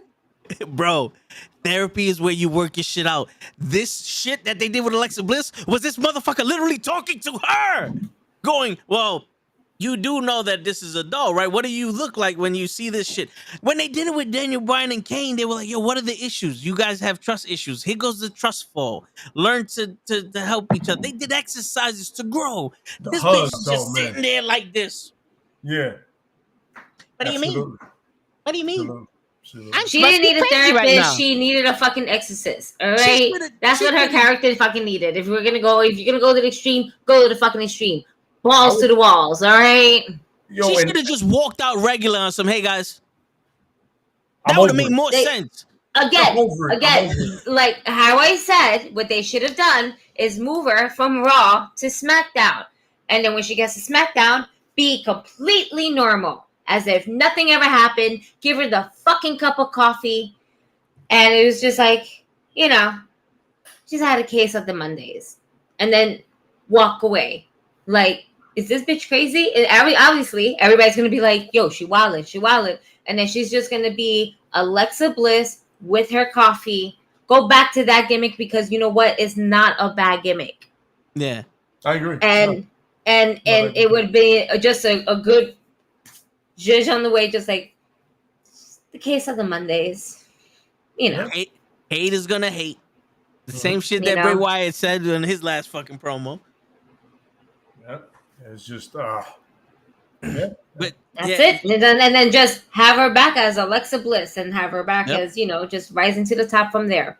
Yep. Eventually, everybody will forget that how crazy she is. They're probably still going to be like, I don't know. Are you good? Yeah, I'm fine. Yeah. Like what? I'm on SmackDown. Like, yo, just leave me the fuck alone. Give Yeah. off that vibe, and then why does everybody always ask me some shit, and then she goes crazy and starts, being aggressive? Yep. She'll have her matches, but at least add that story to it, where it seems like, Little Miss Bliss is a pissed off Little Miss Bliss because she already explained she just had a bad case of the Mondays. Fuck off. Yeah. Yep. And then you find out that she was going to some kind 5 of feet of therapy fury, help or some right? shit. 5 feet Yeah. of fury. That's it. Yeah. 4 feet of fury, whatever the fuck she is. And all right, I'm gonna go back to the whole star shit. You know who's to blame? The fucking fans. Because WWE is like a bad boyfriend. Like, in all honesty, it's a bad fucking boyfriend. 99% We're of all the being time, abused. yeah, like That's so 99% of the fucked time, it up. doesn't give a shit what you want. It's gonna do the bare fucking minimum, and the minute you start complaining, here goes a rose, here goes a necklace, or here goes a trip to fucking Atlantic City or some shit, and then after that, oh, we're perfect again. That's what they did. People, what the fuck happened to Cesaro? You get one match from Cesaro and never see him on TV again for 6 months. And then you wonder why they have to keep bringing back Goldberg and Brock Lesnar? Because those are the only people you fucking cheer for. We're at the moment, we want something different. Well, here goes Goldberg and Brock Lesnar. We already destroyed everybody else. Like, you're not rooting for anybody. You're not demanding anybody. So here goes Roman Reigns and John Cena and Brock Lesnar. I don't see anybody out there screaming for Ricochet when he's there, making it seem like he's the fucking guy. Shinsuke, it's all about boots and his fucking music. The divas And get then more shit. Sir, The change your women, verbiage. Thank you. well, they're treating them. They're treating them like divas again. The women get more shit. Unfortunately, I would have to agree with you in some sort of way. Just the time frame. Again, another company that's not really kind of showing their women. They're showing the main women, and there's nothing wrong with that. There's nothing getting Becky and Bianca and Rhea and Lita now, right? Because we're just starting to get Lita, so I don't want to really put her in there. But the ones that are always like kind of there consistently, it's just that there just needs to add more dynamic to it. There's just more story to it. There's so many, and there's no real women's tag team. We had a vision of women's tag team, and it was dope when we had Bailey and Sasha add to it. But now it's just a fucking joke, and it's sad because it shouldn't be that way. Who's the champions again? Sir, I don't even fucking know. That's right. That's and right. I only know that because Carmella took a picture with the belt with her and Corey. They were at the toga party. Yeah. That's the only reason why I remember that. Oh, you know what's funny? You know who else at the toga party? Cruz. Yeah. There was nothing but heels at that fucking toga party. Weird party, huh? Oh yeah. I'm sorry. Yeah, I digress. No. So go back to the just original. Bringing the whole NXT, back in No Way Jose party crew. We're just here. Right? So how are you guys feeling about Goldberg? I know I mentioned it before, saying that it's a good spot filler because you don't have to worry about wasting somebody's talent now for 2 weeks. But his ability to probably hurt Roman scares me. You know what I'm saying? Yeah. That's my problem. It's and I know Roman isn't the Undertaker and he's younger or whatever, but it don't take much to hurt somebody.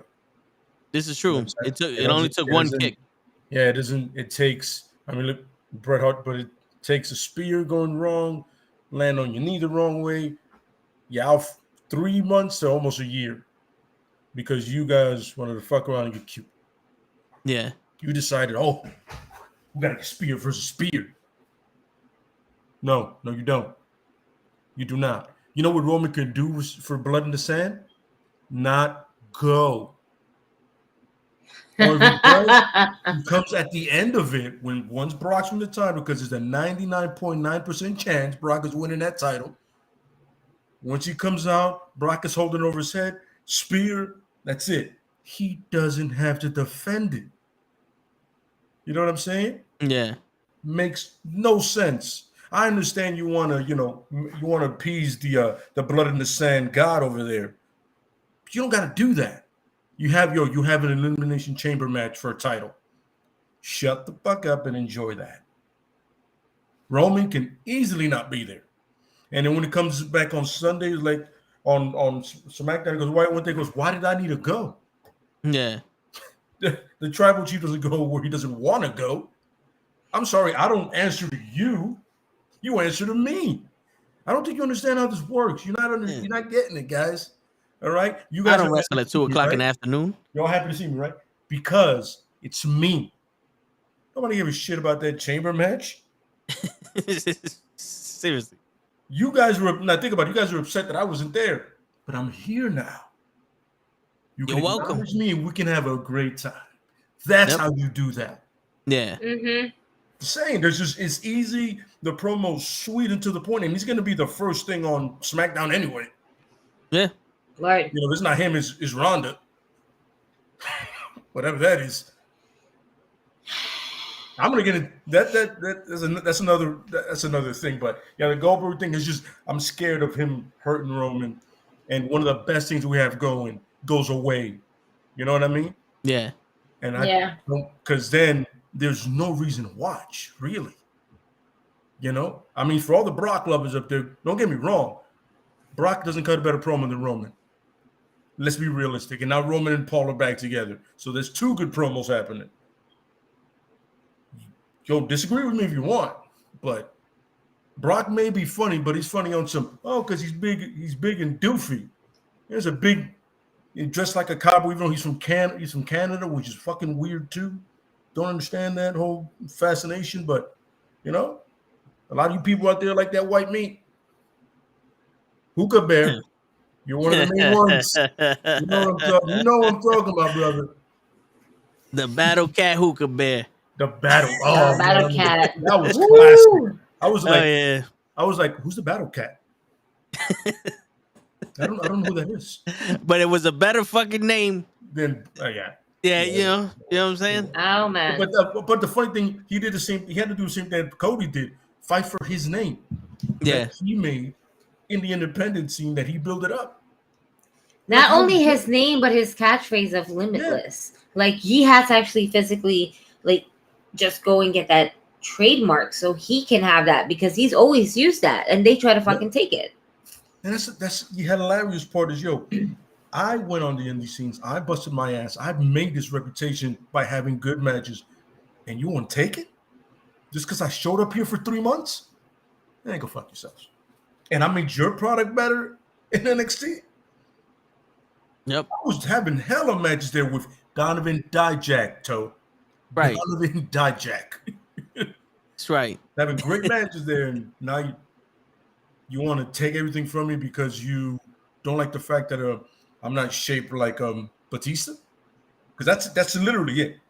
He's not shaped like Batista, and he happens to be the wrong color. Yeah. For them. Once Yeah, I saw that thing, I was like, see, with Kevin Owens, I understand because Kevin Owens has wrestled in that kind of gear before. That's Kevin Owens' style. Yeah. All eyes in a shirt. Get it. That's never been Keith Lee. Once I saw that, I was like, and here we go. And the stupid generic music. Yep. One match in AEW, and I go, that's the Keith Lee I knew from the independent scene. That's the Keith Lee I knew in ROH that was tagging with Shane Taylor. That a lot of people don't remember that. Taylor too, they go, that's my boy right there. That's the dude I know. He can retire right now in AEW and have a better career in AEW than WWE. With one match. Absolutely. One match and a promo. He had one promo. That's it. Yep. Oh, man. But let's not take away anything that he's done in NXT at least. No, that's what I'm. Let's not take anything we get this because this is what at least I would appreciate that. It's just a shitty way that they did him on the main roster. I would love to see a live promo now.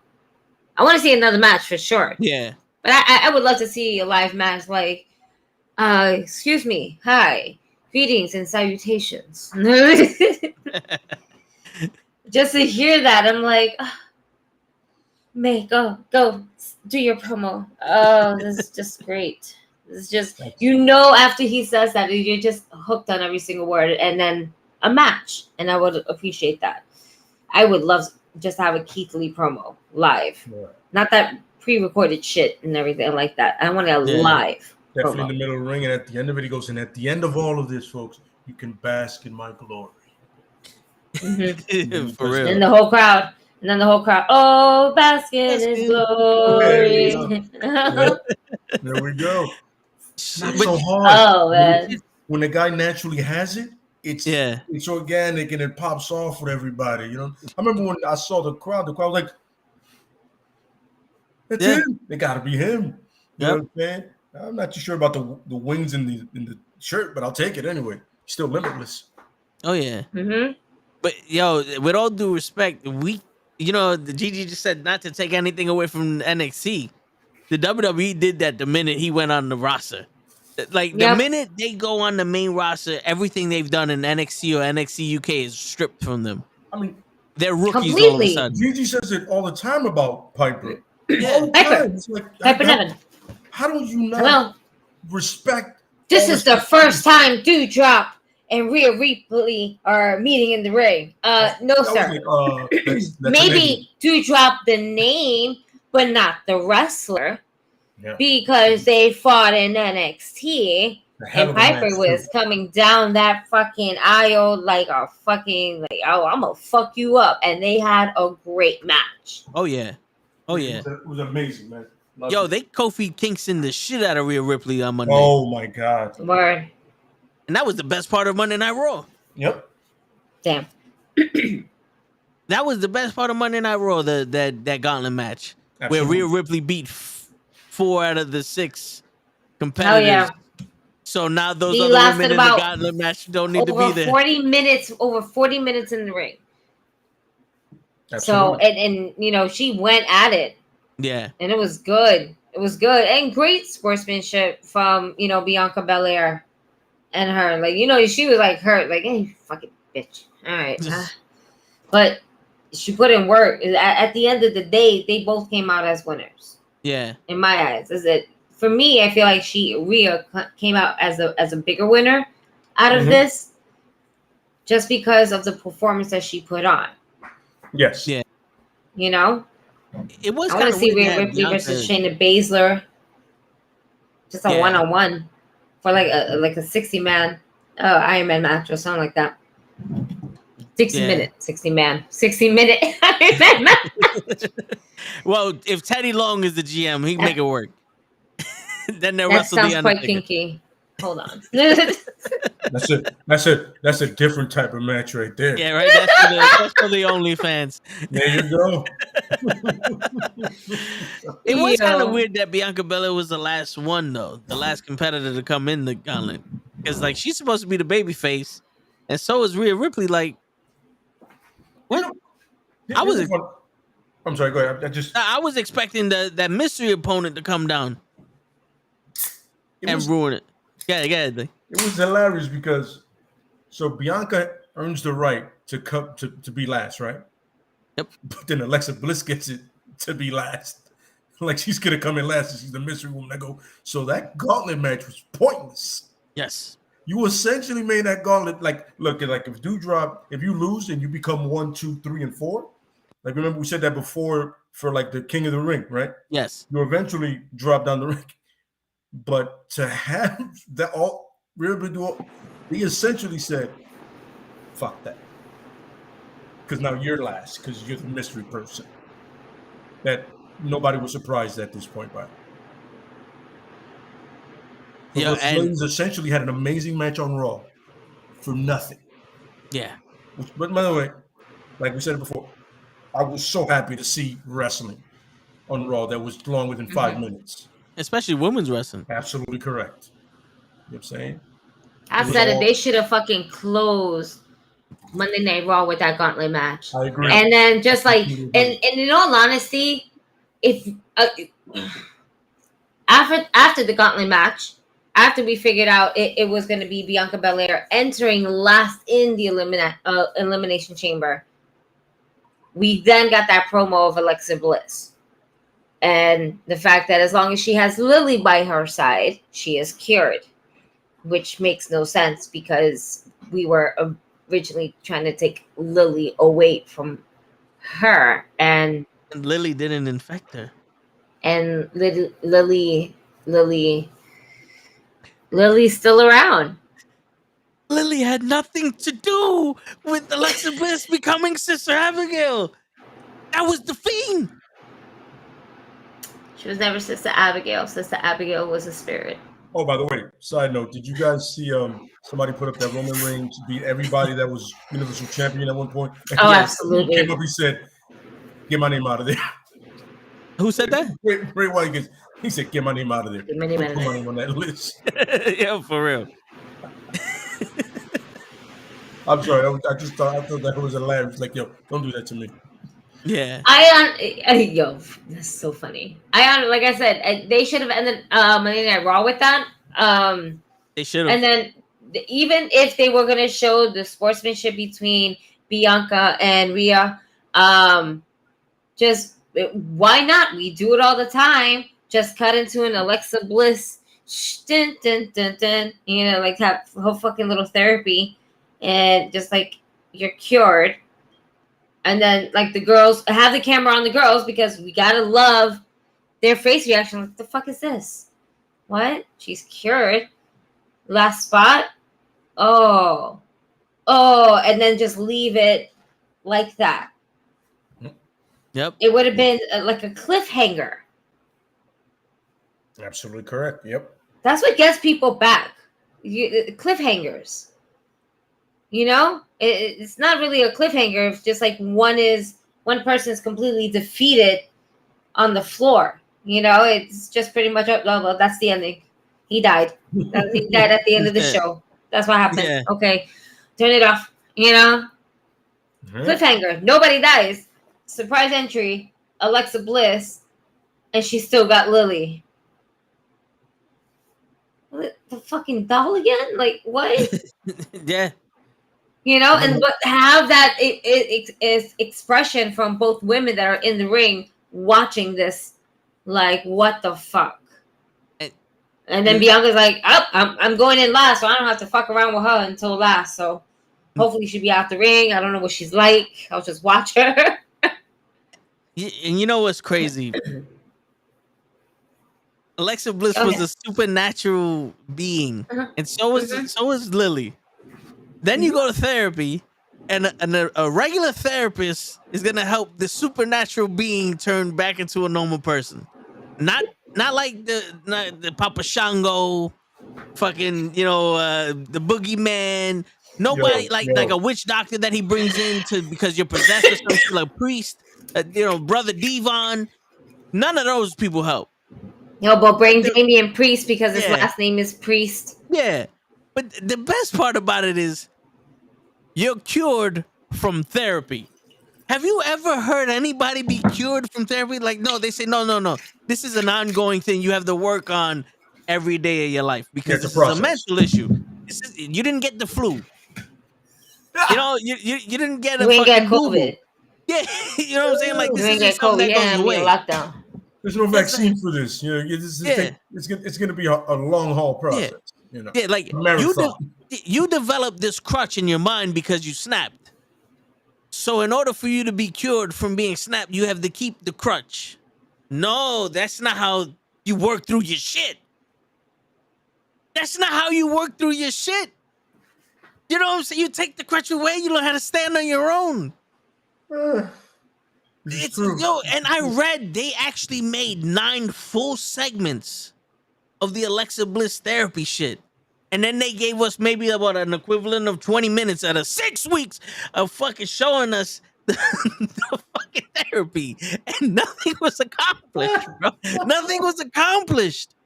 Oh. And now she just turns around, well, I'm not doing nothing Saturday. I'm pretty sure Reggie's looking for a girl. He just got dumped by Dana Brooke. Go out with that motherfucker. Like, man. I'm happy she's the mystery opponent because they can't waste Asuka and Bayley. Like, that's the silver lining.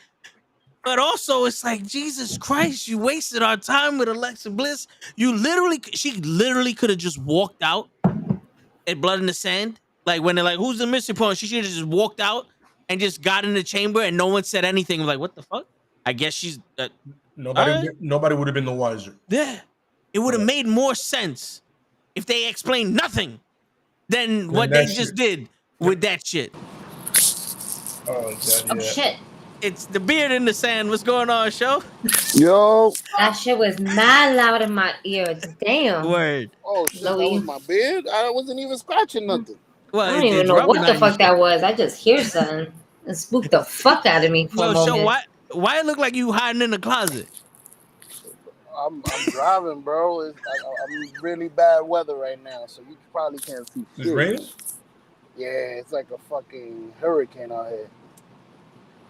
Cars skeeting everywhere. Well, I don't think it has to do anything with the weather. You just got that shit at the time of the month. Damn. that causing heat. I see. If it's skeeting all over the place. I see, motherfuckers. Shit. What's going on, man? Sorry to interrupt you. I can continue. I just wanted to hear. I wanted to hear my peoples. You're clearly not sorry interrupting because you came in. Right? That's a lie. No, I'm not. Put it all over the lie, bro.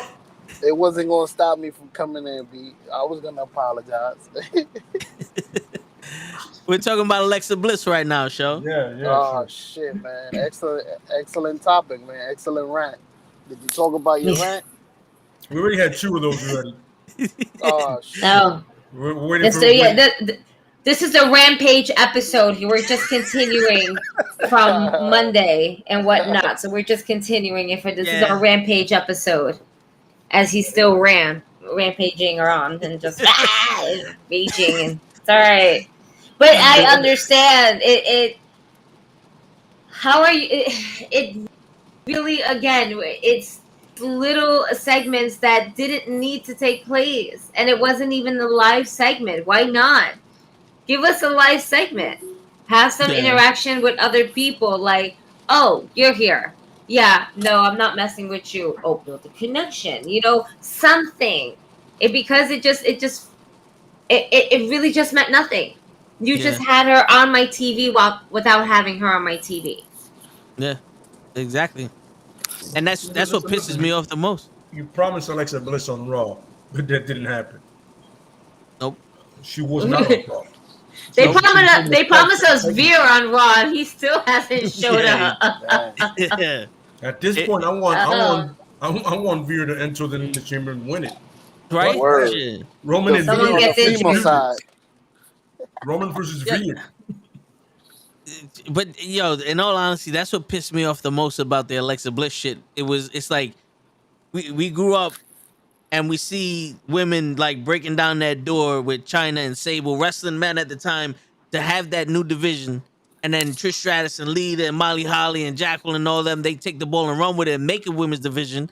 And they turn it into the diva shit. And they get completely disrespected by the lack of time on the show with the wrestling that they did, 3 minutes at a time. And then you see the women that they had that they're pushing weren't good wrestlers. You know what I'm saying? Like, you see them struggling, and then the fans disrespect them. And then you start this whole women's revolution shit, and the only ones that are benefiting from this are Charlotte Flair and Ronda Rousey. Hey. You know what I'm saying? Like, in all honesty, like Bianca Belair, Bayley, Sasha Banks, Alexa Bliss, at the time, Amber Moon, Shayna Baszler, all these women, Raquel Gonzalez, Rhea Ripley, Nikki Cross, all these women put in a lot of fucking work, and they're good fucking wrestlers, and they deserve better than this shit. And you tell us to our face, you don't give a fuck. You don't give a fuck. And then when you try to give a shit, you give even less of a fuck when you're pushing somebody. When you're making a story for someone on TV that's in a group of people that are not on TV because you don't give a shit about them, and then you give us that shit. It would have been more beneficial for her career if she wasn't on TV. Absolutely. Bayley has not been on TV for 9-10 months, and she is more popular than ever. And then you do this shit with Alexa, and you ruin her fucking comeback and possibly her year. Like, do you know how much shit Alexa got to do to become serious again in the ring? I can't even begin to process that, brother. Meanwhile, Ronda Rousey can't fucking run 10 feet. And she's in the main event of WrestleMania. What? Come on, man. Yep. Give me something, Show. I know Show's sitting there pissed off at these women. I would have preferred if they would have put Veer as the fucking secret entrance instead of Alexa Bliss. Fuck out of here. I don't understand. Like, why hold on to that? Like that piece. Like, you're trying to surprise us. Like, I felt like they fucking tricked us, bro. Like, we gonna hold this piece because they know that we know about a lot of wrestlers that we still missing. Like Bayley. So we're gonna think it's Bayley. Asuka. We're gonna think it's Asuka. We're gonna think it's fucking even Mickey, whatever her face was, the girl that got eliminated by Sasha in the fucking Rumble. I would have took her. Melina, yeah, I think she got eliminated too quickly for a fucking veteran. Yeah. But Agree. Sasha?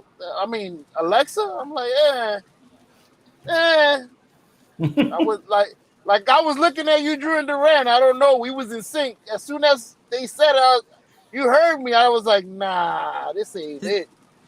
I ain't gonna tell y'all what it is, but this ain't it. And I don't even know wrestling, so it's sad. I can only imagine how y'all feel. Y'all deserve better, man. As true fans. I also want to go ahead and think about probably of the other women that they probably had in mind to do this, right? Yep. But how many of them actually turned it down? I was like, nah.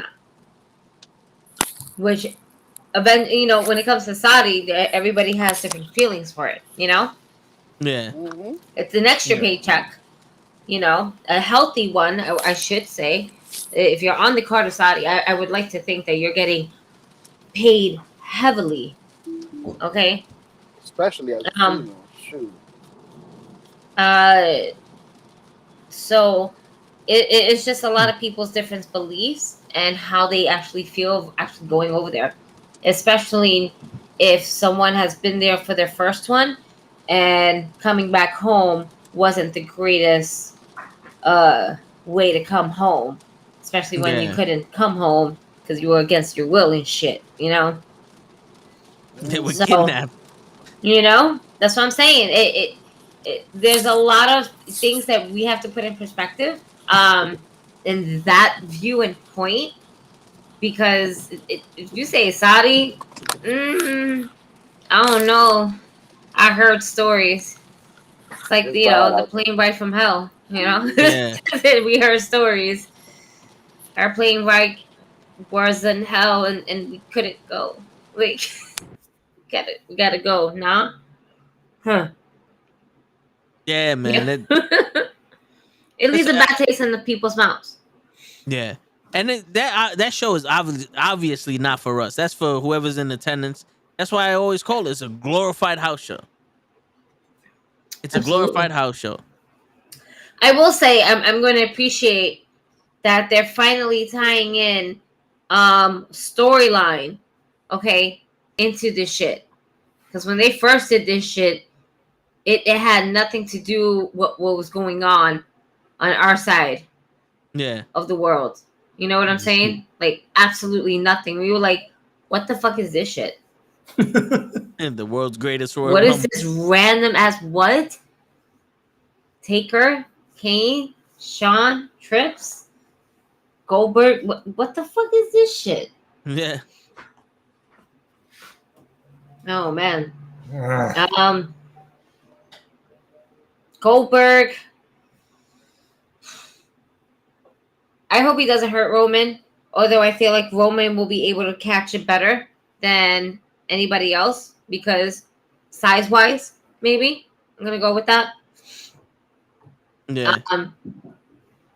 Taker is a bit taller than, you know, Goldberg, so it was a lot more, but Roman's a lot younger.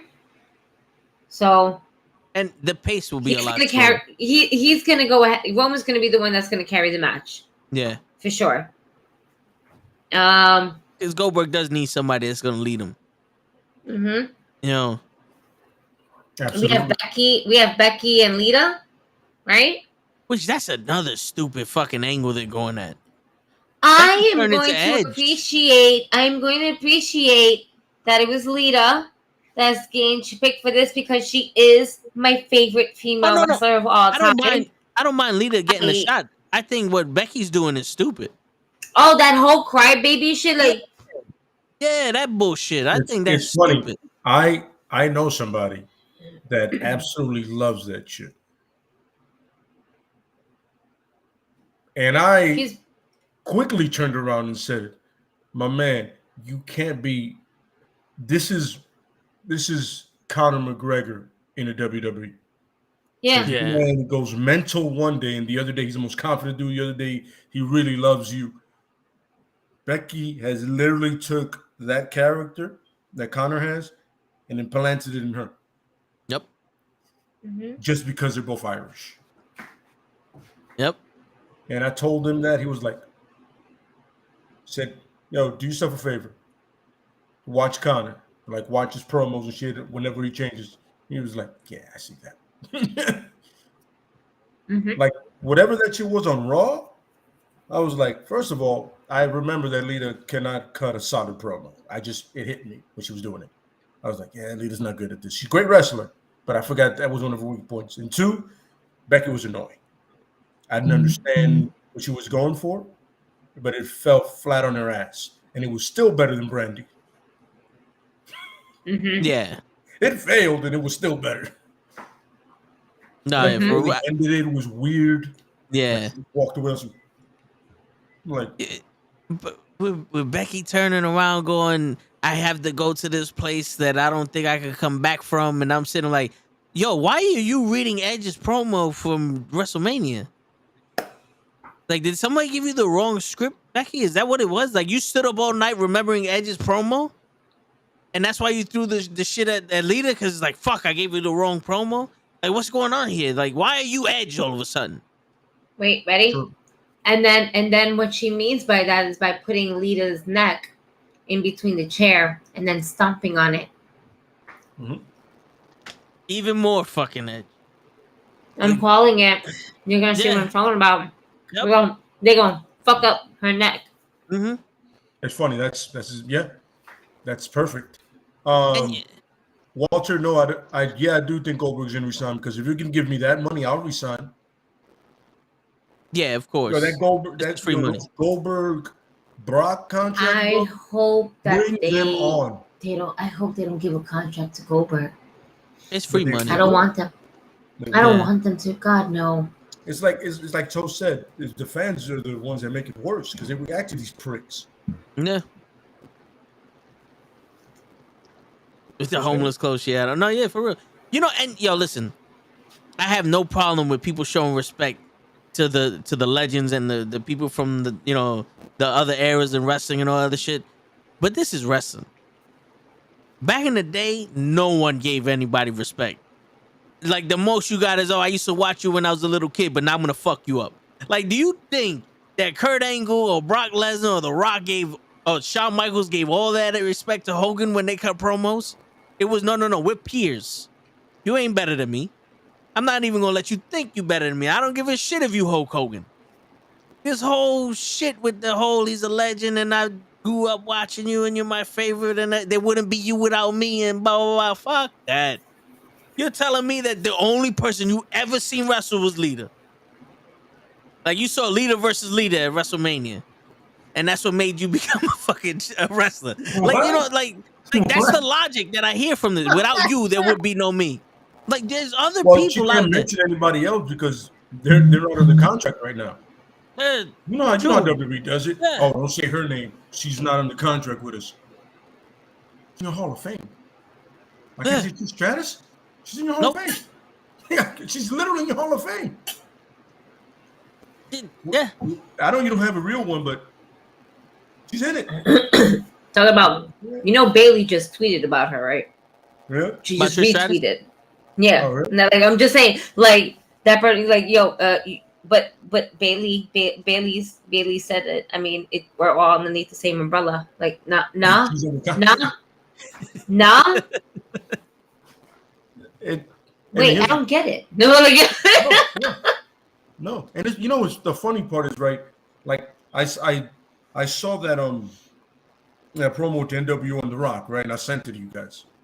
Yeah. And that's a perfect example of him just on some like, yo, oh, I get who you guys are, but fuck you. You know what I'm saying? Yeah, When you seriously. left, I became the man. Right. Y'all bounced. It was cute. I'm the man now. You know what I'm saying? What's up? Why you, Chico, you vitamins, and he's like, now we're gonna be disrespectful, nigga. You want a nigga right now? You know what I'm saying? And Lay, that is what I referred to when I said Hangman Page should, when he cuts his promo, say shit like that to Daniel Bryan and Moxley. That, because that's perfect. The Rock going, look at these legends, but you ain't shit compared to me. Yeah. Let's get this shit straight. That's fine. Everybody love him, yeah, but you ain't shit compared to me. And let's get that shit straight. For the record. You left, and now we run the show. You had your moment, and it was fun. But now it's me, Stone Cold, you know what I'm saying? Maybe Triple H if you feel like throwing him a bone. It's us now. It's not you. So Get that shit out of your head. So you Word. ain't doing shit on this side. And I completely get it. I get it. You know what I mean? Like that's the thing. The whole thing with Roman. He said, "Yo, I'm gonna Goldberg." I was like, "Yes, God damn it, that's what I'm talking about." He goes, "Yo, if WCW had me, they still be in business." I was like, "You see what I'm saying?" Yep. They're poking like you failed them, bro. And yo, Goldberg had nothing for that. Nope. But He's like, Goldberg's you promo was can't be always Goldberg. trash. That's Yeah. a problem. That's like a it's one-sided a little bit. You know? Yeah. Well, see, like Goldberg should be one of those people that just laugh. Like, I'm a Goldberg, and he just starts laughing like demonically. Like, I wish you fucking would. Like, that's why I'm here. And we can take that back to Jake Hager. The same deal. He's a and then he's bashing your face into a car later on some that funny motherfucker. Yep. Yo, show. YG wants to know why you wearing Christmas lights.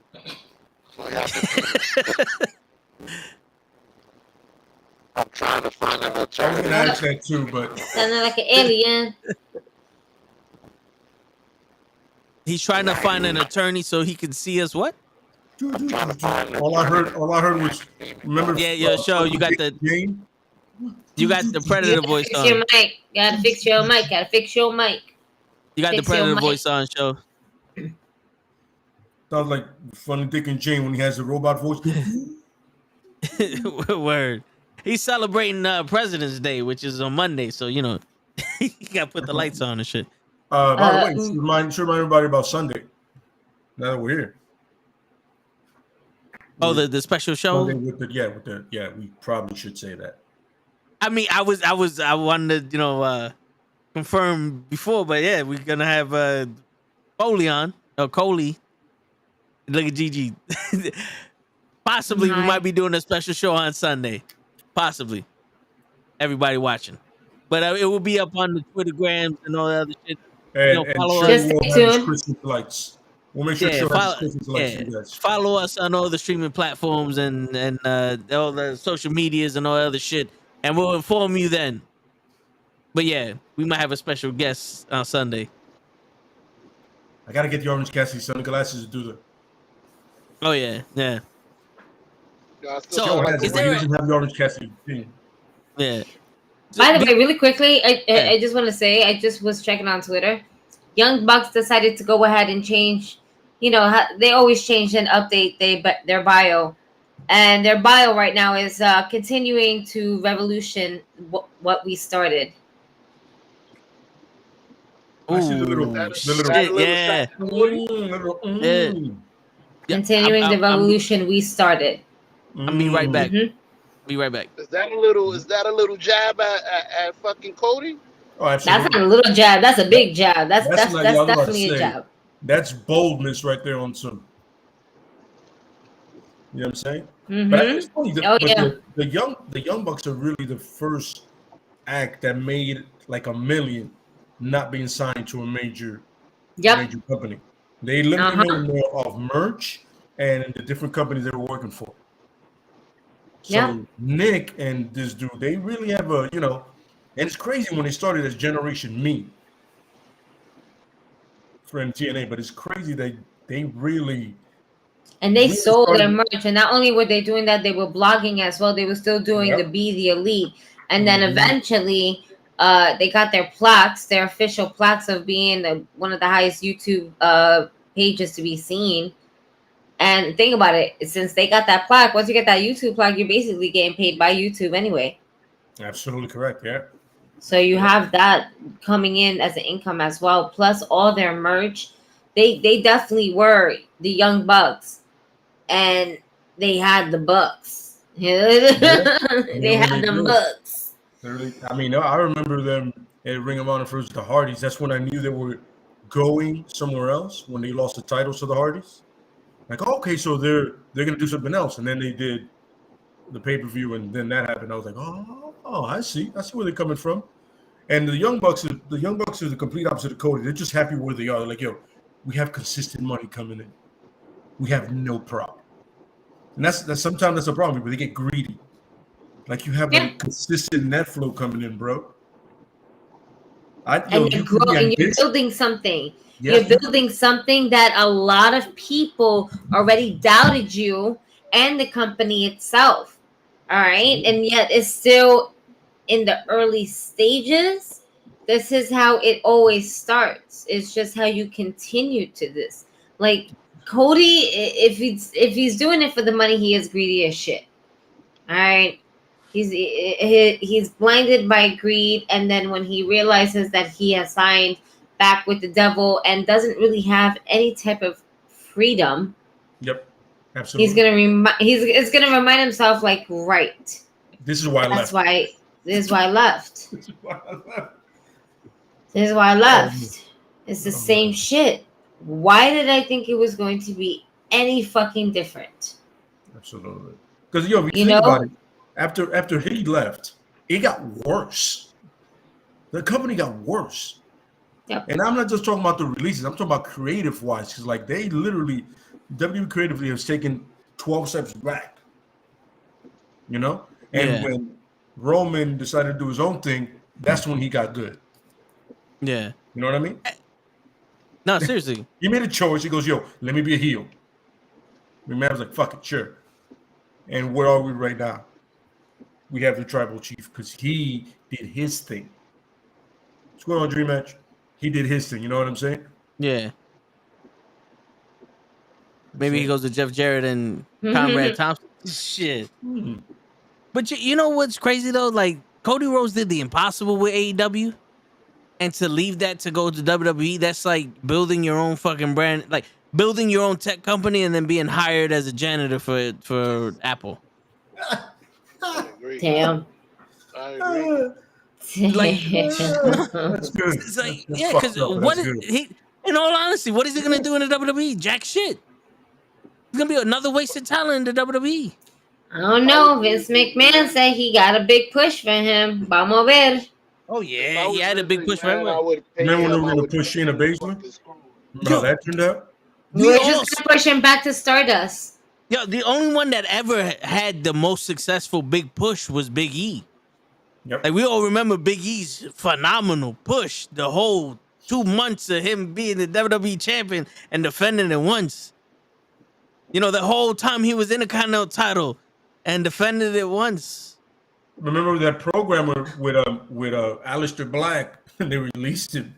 Yeah, I still remember him coming out doing the Black Mass, and I'm like, oh, this should be dope. You know, the Contrast and Styles. All of a sudden, they release him, but they come out with a new shirt. I'm like, wait, what? Yep. Play this back. Yep. You released the dude, but then you bring out merch for him? Yeah, in all honesty, like I told Lay, it's gonna be a lack of integrity. Like he's gonna lose a lot of respect from people and showing his integrity because you build something ground up from with your peoples, and that's like me going, yo, I'm not gonna be in the Knucklehead Network no more. I'm gonna go fucking be the mic guy at Hot 97. You know what I'm saying? Like in all honesty, like what the fuck? Like at one point, what you have is yours. There's nothing that's gonna replace that.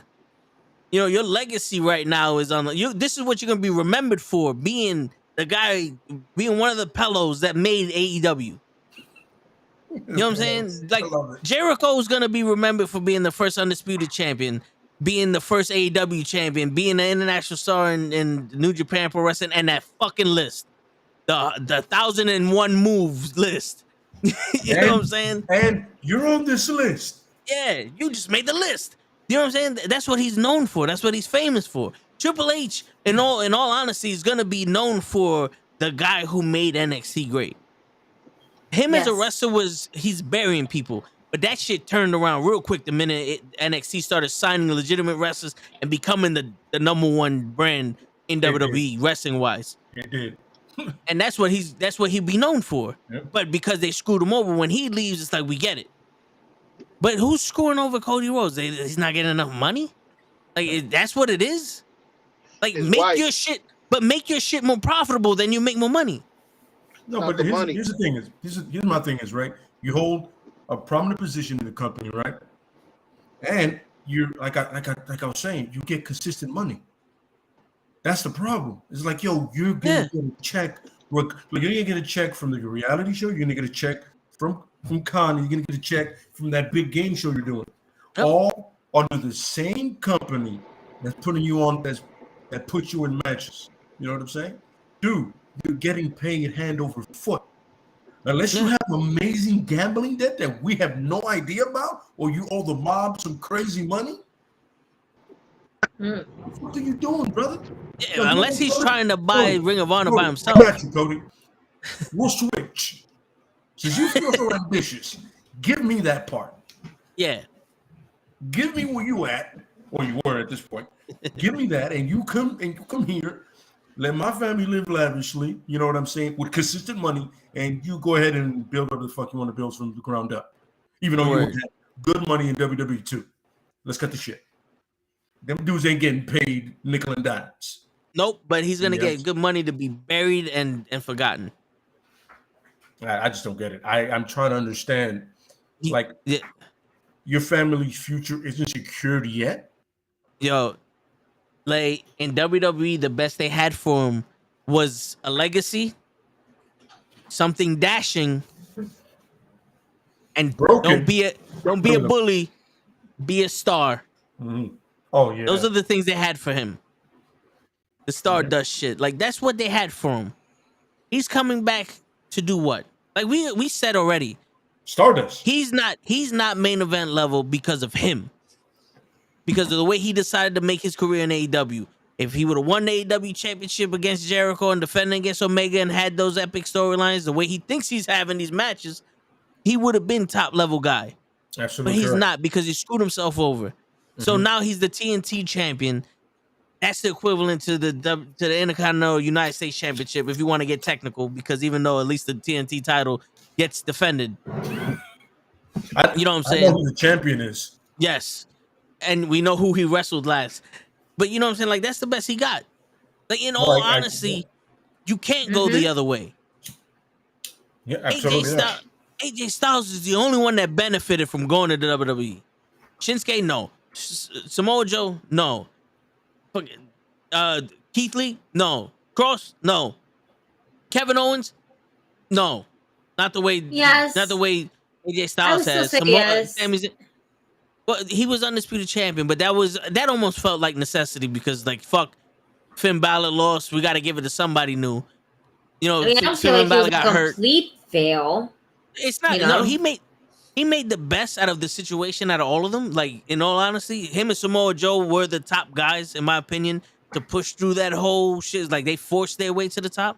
But when it came down to just straight out, this is who I am in the wrestling business. AJ Styles is the only one that won that. Because Shinsuke should have been on that level of AJ Styles. Absolutely correct. Absolutely and Shinsuke's a fucking dance. Like he's not even Freddie Mercury meets Michael Jackson. Shit, he's an IC champion right now. Yeah, Oh, spoiler alert. Sorry. You could have fooled me. Yep. Yep. Spoiler Boom alert. gets more time than he does. Yeah. Rick Boots wrestles more than him. And he now he looks like Freddie Mercury, which is weird. Yeah, that don't look. It don't work for him. Yeah. Wait. I don't know, man. It's weird. But look, since we're bringing up, oh, go ahead. No, I honestly see Cody getting a solid 2-week push, as we all know the infamous 2-week push, when the man gets tired of you, and then all of a sudden, roll up, and we're all like, well, Starman, welcome back, you stupid bastard. Yep. You didn't see this coming? On some PA show, you didn't see this coming? Everybody but you saw this coming, bro. But yo, think about it, Lay. I can see it now. Stardust and Seth Rollins in a feud. The Riddler versus maybe Joker. It's money, right? It's money, Lay. Oh, it's not. It's going to print itself into fucking oblivion. Unless he takes a page out of his brother's book. Yeah. And then decides to completely so I'm dressed up in this stupid shit. And it's just go off on the mic. Yeah. I'm not going to be coming out here with this dumb shit anymore. You're out your fucking mind, Vince. And cuts an ultimate, an amazing promo. He can cut a promo. He's good on the mic. He can do that. You know? But like how Goldust did, basically how Dusty did when they had this man come out looking like, oh, what the fuck was his name, with the whole white face and then the jacket was like their fucking rip-off version of the Undertaker. Was it a 7? Oh, 7. Yes, 7. 7. You saw how immediately he got out of character. Nope, I'm not doing this. Word. Cody, I'm not doing this. You're out your fucking mind, Vince. Yeah, he needs Like, to come oh, out with like the Stardust thing in his hand and also, no, Mm-hmm. no, we've been down this fucking road before. Yeah. Not happening. And then pull a Hardy and just. Damn. Yeah, man. I was thinking about Kevin Owens and Austin. Yo, We talked about Kevin Owens. Yeah. Let's get into that because I have my own reservations on that one. Like I don't know who did it, but they put up a post like, "Do you want to see Kevin Owens versus Stone Cold at WrestleMania?" And I was like the only one that said no. I said no too. Oh, all right, good, yeah. Because in my opinion, that's a good match, but I know for a fact that's gonna be one of those 2-week runs where they should have been doing this shit since last year. And Austin's gonna win. The minute Owens started doing the stunner, he should have started like with the little innuendos about Austin. Mm-hmm. But now all of a sudden, I hate Texas. And that's what's gonna bring Austin out of retirement. That he hates Texas. Because no one ever said anything bad about Texas until Kevin Owens did it. It's the Damian Priest shit all over again. It's funny. It's just you. He reacted to a poll, man. Yeah, we do. I've made it very clear that Austin is definitely my favorite wrestler of all time. I've made it perfectly clear, balanced out. If you can't talk about the bald head and the goatee, then you're an idiot. But this coming back for this piece of shit, whatever this is gonna be, like I'm with Toe, just like why not build it when the stunner would start to happen? And then you have Stone Cold Instagram and tweet. He goes, there's this pudgy bastard doing my move out there. He needs to stop. Even though, in reality, Stone Cold said, yeah, well, my blessings, knock yourself out. You're a great wrestler. He goes, you need to stop using my move. He's busy doing his thing. You're still doing it. You're still, stealing somebody's wrestling move is one of the cardinal sins in wrestling without asking permission for it. We all know it, wrestling fans, you know what I mean? It's like people have literally gotten shanked for shit like that. Yeah. Like, Taz gets tight when you wear his color. Yeah. Yeah. I'm saying you gotta ask people, like Ricochet asks Jericho, can I use the code breaker? Because this doing this shit all the time is gonna fuck me up. He goes, yeah, go ahead. Can we just also add that Damian Priest's fucking finisher move is technically the Crossroads. Yeah. Oh, it definitely is a Crossroads. Yeah. And Switchblade's move is Sister Abigail. Mm-hmm. I remember I explained that and somebody goes, no, it's not. I was like, really? I was like, Sister Abigail? Blade Run. Same move. It's like the tin and the tin. Because he called it the Blade Runner. It's not the same. I go, it's not. It's completely different. That's exactly why it's the same thing. Two white guys doing the exact same move. Don't give me this shit. But anyway, you build it from that. You know what I mean? Because in the wrestling world, that's disrespectful. You know what I mean? Yeah.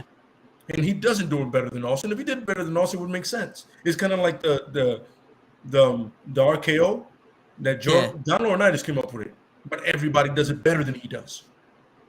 Sammy or in DDP, everybody does it better. Yeah, the only one that doesn't is that's for another discussion. Okay. Because we got to do that it's too. The move that Kevin Owens does, but the person I'm referring to, it would be disrespectful to name it Austin's move. Got it. It's just you know who I'm talking about. Yeah. That springboard shit. Yeah, you know what I'm talking about. Yeah, I know what you're talking about. Yeah. And then also, it's the same thing with like the Miz and Dan Bryan kicks. Dude, first of all, nothing about you says martial artist. You have no idea how to move. You're You not didn't see the fluid. Marine 17? I've seen no. You don't know how to move. You clearly have never thrown a kick in your entire life. Stop wearing kick pads. You suck. You know what I'm saying? Don't do it. But the point is, this is like going back. You don't take somebody else's move. It's just sin. And you could have been doing that shit for like 2 years already. Like when he beat Sami Zayn in WrestleMania, he would have been like, so now you're gonna do it on the biggest stage of all. You're gonna use my move to win. Yeah. I'm not with that. You know what I'm saying? And Austin shows up, but Kevin isn't there. Then Kevin is there. Austin isn't there. It's easy. It's easy. Yeah. You know what I'm saying? By this time, they're already touring again. The pandemic is over, so they can go back to it. Yeah. And Now, yo, and where people can show up. And yo, think about if all the because I'm thinking of Aaliyah right now. She's wearing Aaliyah 314 or some shit, and then that's her gimmick because she beat Natalia in 3 minutes and 14 seconds. Right. Yo, that irritates me so much every time I fucking see it. I forgot Aaliyah was on the main roster. Oh yeah, Dude, yeah. I forgot Natalia was on the main roster. My bad. No, I hate you. She doesn't do anything that makes her stand out. Yeah, but imagine She really a bunch of wrestlers taking Austin's gimmick, and the Broken Skull's like, "Yo, what's the deal with everybody taking my shit? How come no one got no original?" And then Kevin Owens comes out with the stunner. Like, all right, you crossed the fucking line. Like, what's going on here? This bitch is 314. You're taking the stunner. You're doing the hell yes. Now you come back, fuck Kevin Owens up. Like, stop taking my shit. Like, I gotta put my foot down. You know what I'm saying? Like, kind of like the Ric Flair shit. When I'm the man, you can't use the man. You know, like it's one of those type shit. That's true. That is hilarious. That whole thing. Yeah, I love it. It's hilarious. but all right. So That what do is you pretty think? funny. What do you think, Gigi? What do you think of this whole Austin and Kevin Owens thing? I don't want to see it because I already know that Stone Cold's gonna win. If Stone Cold puts Kevin Owens over, I still might be a little bit intrigued. I love seeing Austin on the mic. Man, I don't know what it's like him in the ring because it's been so long since we've seen him really run the ropes. We've seen him give the stunners to people. Yeah, But to really run the ropes and do pretty much any of the moves, it's things that it's always concerning as a fan to watch, especially when one of the most like memorable moments, unfortunately, is when he broke his neck because of fucking Owen Hart. And Owen Hart 316 says, "I just broke your neck." yeah. Can't find Right. those shit nowhere. Nope. And if you find one, them shits is expensive. Yeah. People like bought on some like I remember I saw one that was like 80 yaks. I was like, what? No, you're good. I didn't like Owen that much. With all due respect, I love Owen as a performer, but I didn't like that shirt that much. Yeah. So yeah, it's just I want to see it as a fan because of course it's just like kind of like one of those one of those dream matches in a way. Do I want to see it at WrestleMania? Not so really. I can see it in another pay-per-view, but with the name like Stone Cold Steve Austin, you have to put him on one of the main pay-per-views. You can't put him on no fucking in your house bullshit and Elimination Chamber, Saudi. I'm sure the paycheck is great, but it has to be a meaningful pay-per-view.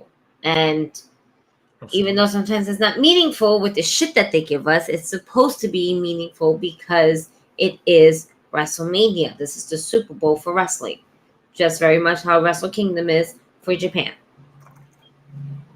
Yep. Agreed. So I want to see it just because I want to see it. Do I feel like it belongs on WrestleMania? No. Absolutely. Yeah, that looks like one of those matches that they're trying to grab the old heads that don't watch wrestling to watch WrestleMania. Austin's back.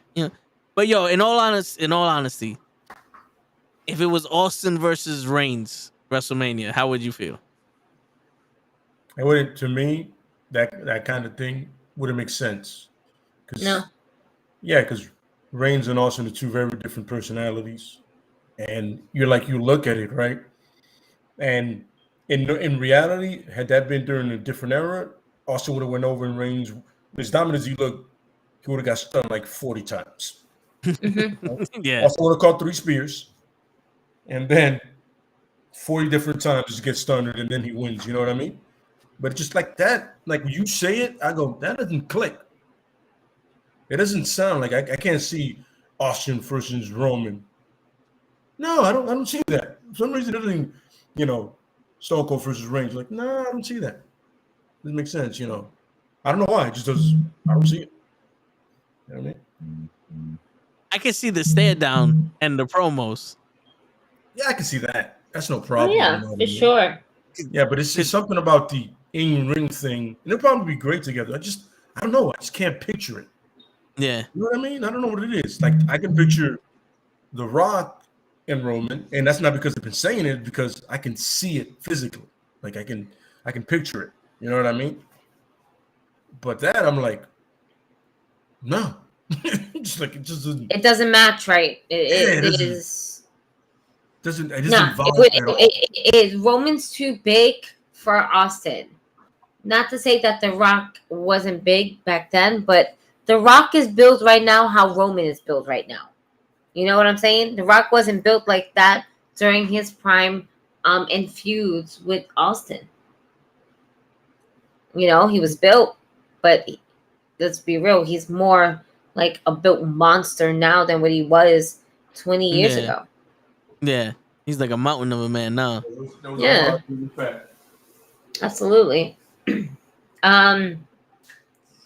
What else do we have? That's the rumor. We covered Cody, the stupidity of Alexa Bliss.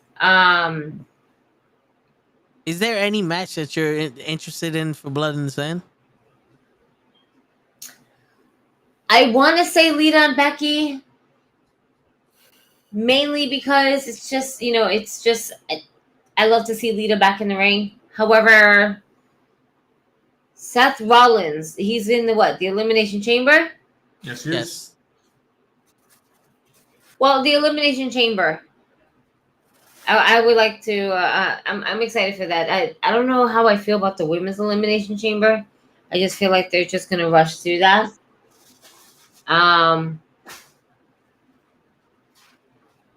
Yeah. No. That's about it. I'm excited to see Hook come from Rampage. I know. Feel like this. The Usos are on it, and I'm not excited for that. I was just about to ask. You're not excited to see it? Yeah, they're versus the Viking Raiders. Viking Experience. Yeah, with the Raiders now. No, Tokar and Razor. Oh, I got it. Yeah. No, I don't want to they're watch wrestling that. them. No, thank you. You know how the Viking Warriors got their title shot, right? How? I don't. They just Street popped up and Profits? said, "Yo, we're next." There's no other tag team. No, Yeah. I thought they I thought they went up against the Street Profits or Street Profits are on Raw. They didn't have a championship. oh, that's match? right. A championship contender they match. They just announced that they're gonna have a match together on Saudi. Like 2 weeks ago, they just said, "Oh yeah, by the way, the Viking Warriors are the number 1 contenders for the tag team title." And Pat McAfee said, "What? We got a tag team division?" Michael Cole's like, "Yeah, those 2 blue belts that hold up the Usos titles, those are championship belts." Like, really? I thought they just said that. I didn't know that was man. real. Oh man. Yeah.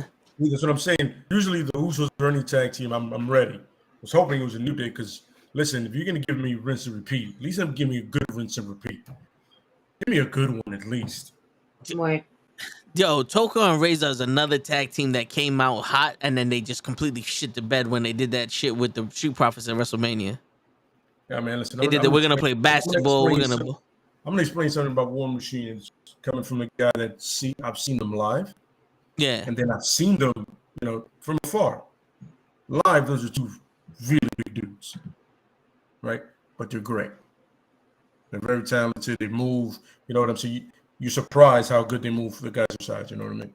But Oh yeah. I don't fucking know what's going on with that shit. I'm like, yo, listen, when they came in as the Viking Raiders, I was like, why? Why can't they be something equivalent to War Machine? I understand that War Machine is a Disney property. Make no mistake about this. I know this. But he could have called it anything else, not the Viking Experience. I was like, what? Yeah. It's like a ride. Or a tour you go on or some. It seems like they're making fun of the Jurassic Express. Oh man. And it's two very talented guys that are just getting wasted away again. Yeah. Yep. Absolutely. Yo, why are you still here? Yeah, I was just gonna because we're gonna answer his question, but good. I mean, they did that shit with the Colognes and everybody, so I'm not surprised. Oh yeah. They don't. There is no tag team wrestling anymore in WWE. I honestly, Lay, am hoping and praying for our idea of the New Dawn to happen. I'm hoping and praying for that. And yo, we could throw in Bobby Lashley with them. Just all of them. Throw them in there. Your button happy. Okay. So Lay, you want to tell Gigi the idea we have for the New Day? Oh, I'll let you go with that. You know what I'm saying? But it would be so much fun. It makes a lot of sense though. Yeah. So right. Money is money. All right. Oh yeah. So I'm over Lay's house watching the Super Bowl, and we're talking with him and Hoach, one of his boys, and we're talking about wrestling the New Day. And I said WrestleMania main event should be Roman versus Brock, title for title. And right at the last minute, when you think the match is gonna end, Big E, Xavier Woods, and Kofi Kingston jump the people in the ring, and the shit gets disqualified, and they end WrestleMania with them going, nah, you don't get to do this shit. You fucked us over. You don't got no champions no more, and take the titles and walk away. Then they cut a promo on some, you guys had our backs when we were going for the title, but the minute we became champions, we ain't hear from you. Talking about the fans and the WWE is like, y'all left us high and dry. It's like y'all didn't believe in us no more. And y'all expect us to still be this goofy, funny people to make your day better, to make you laugh. But then Brock Lesnar comes back and now he's the biggest thing in the world. Like, we had no respect as champions. We had no respect from anybody when we was the champions. But now we're gonna take this whole New Day shit happened, it came and gone. But after a New Day, it's a New Dawn, and they changed their names to the New Dawn. It's the New Dawn of wrestling now, because now they're gonna get redemption for the way that they were treated from this company as African American champion. Absolutely, yeah. And then you can slowly pick up other people. You can pick up a Cedric. You can pick up a Shelton. You can pick up anybody like you. Be like, listen, R-Truth, we love you to death. And I know you love the role you're playing, but you're better than this. You're the most experienced person out of all of us in here. Yep. All of us, even MVP. I was going to say that. You know this business like nobody does. And you know how to play all the sides. We need experience. You got it. So you drop this goofy 24/7 shit and you join us. We have the titles. You didn't earn them. I earned it. He did. They never gave him a chance. And look how we treated us after we earned it. These people don't give a shit about us. We have to give a shit about us. Because why? We all look the same, brother. Look at us. Look at this ring. Every corner you see is someone that looks like you. Someone the same color as you. Someone that knows what you've been through. Why were you never world champ? Because who was holding the title? Was somebody look like us? And if somebody did look like us, they wasn't champion for long, or they were a little diluted, we can say. So this is what I'm talking about. You join us, and we run roughshod over everything. Every brand. This one, we'll go down to NXT. It doesn't matter. We want it all. All the gold. Everything. Is 205 Live still a thing? No, okay then. But NXT No, level up, man. what does NXT level up mean? What does that mean? Whatever. Word. We'll go down there and take their title. I don't even know if they have one. And we have women. You know what I'm saying? We have And then Ricochet. everything. Yeah, And Ricochet grabs the title and goes, "I don't care. I'm not going back to main event." Absolutely. He goes, and it's funny, they show up in main event. What's going on? Ricochet, man. What are you doing here? Yeah, what happened to you? Man, of your talent, this is bull, and you know it. You will no longer step foot here ever again. Your main event, and that's it. And then that's how you do it. You know what I mean? And you have one of the biggest fractions, in the words of show, because I'm going to show respect to show. One of the biggest fractions, and it will surpass the Nation of Domination. This is reality. This is what we're going against. What the real world's happening is like, yo, we're tired of this shit, son. This ain't Black Lives Matter. This is black dominance. Period. We're the better athletes.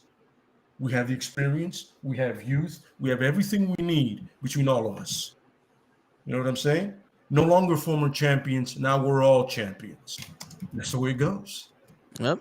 And you don't like it. You don't like it. And we don't give a shit. So easy. You know what I'm saying? Oh, my brother. Testify. Absolutely. Have Devon somewhere tearing on some.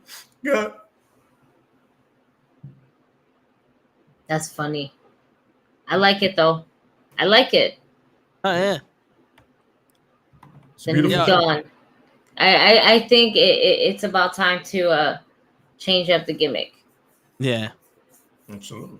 And you can still definitely use the New Dawn. The New Dawn. You know, this it's still, it won't flow as New Day rocks, you know. New Dawn rocks. You can still do it. Slight change, but it's not supposed to be as friendly, you know. Yeah. Nope. And then you'll have pockets of fans that are actually African Americans on some. We get it, brother. Yo, it's about time. you know what's crazy? You know who could spark this whole thing up, right? Ron Simmons, not Farouk. Ron Simmons could go up to them like, "Yo, do you know you guys are a fucking joke, right? I'm the first African American champion, and you guys are other African American champions. You're sitting out here with your fucking unicorn horns on, playing your video games, gyrating your hips, all that for the people out there, but you ain't got no respect in here. Start that shit up. You know what I'm saying? Because that's all you need is that one spark, and boom, there goes your Nation of Domination all over again, full circle, baby. Start from the beginning, and go to the present. Yeah, I'm with that. Yeah. right.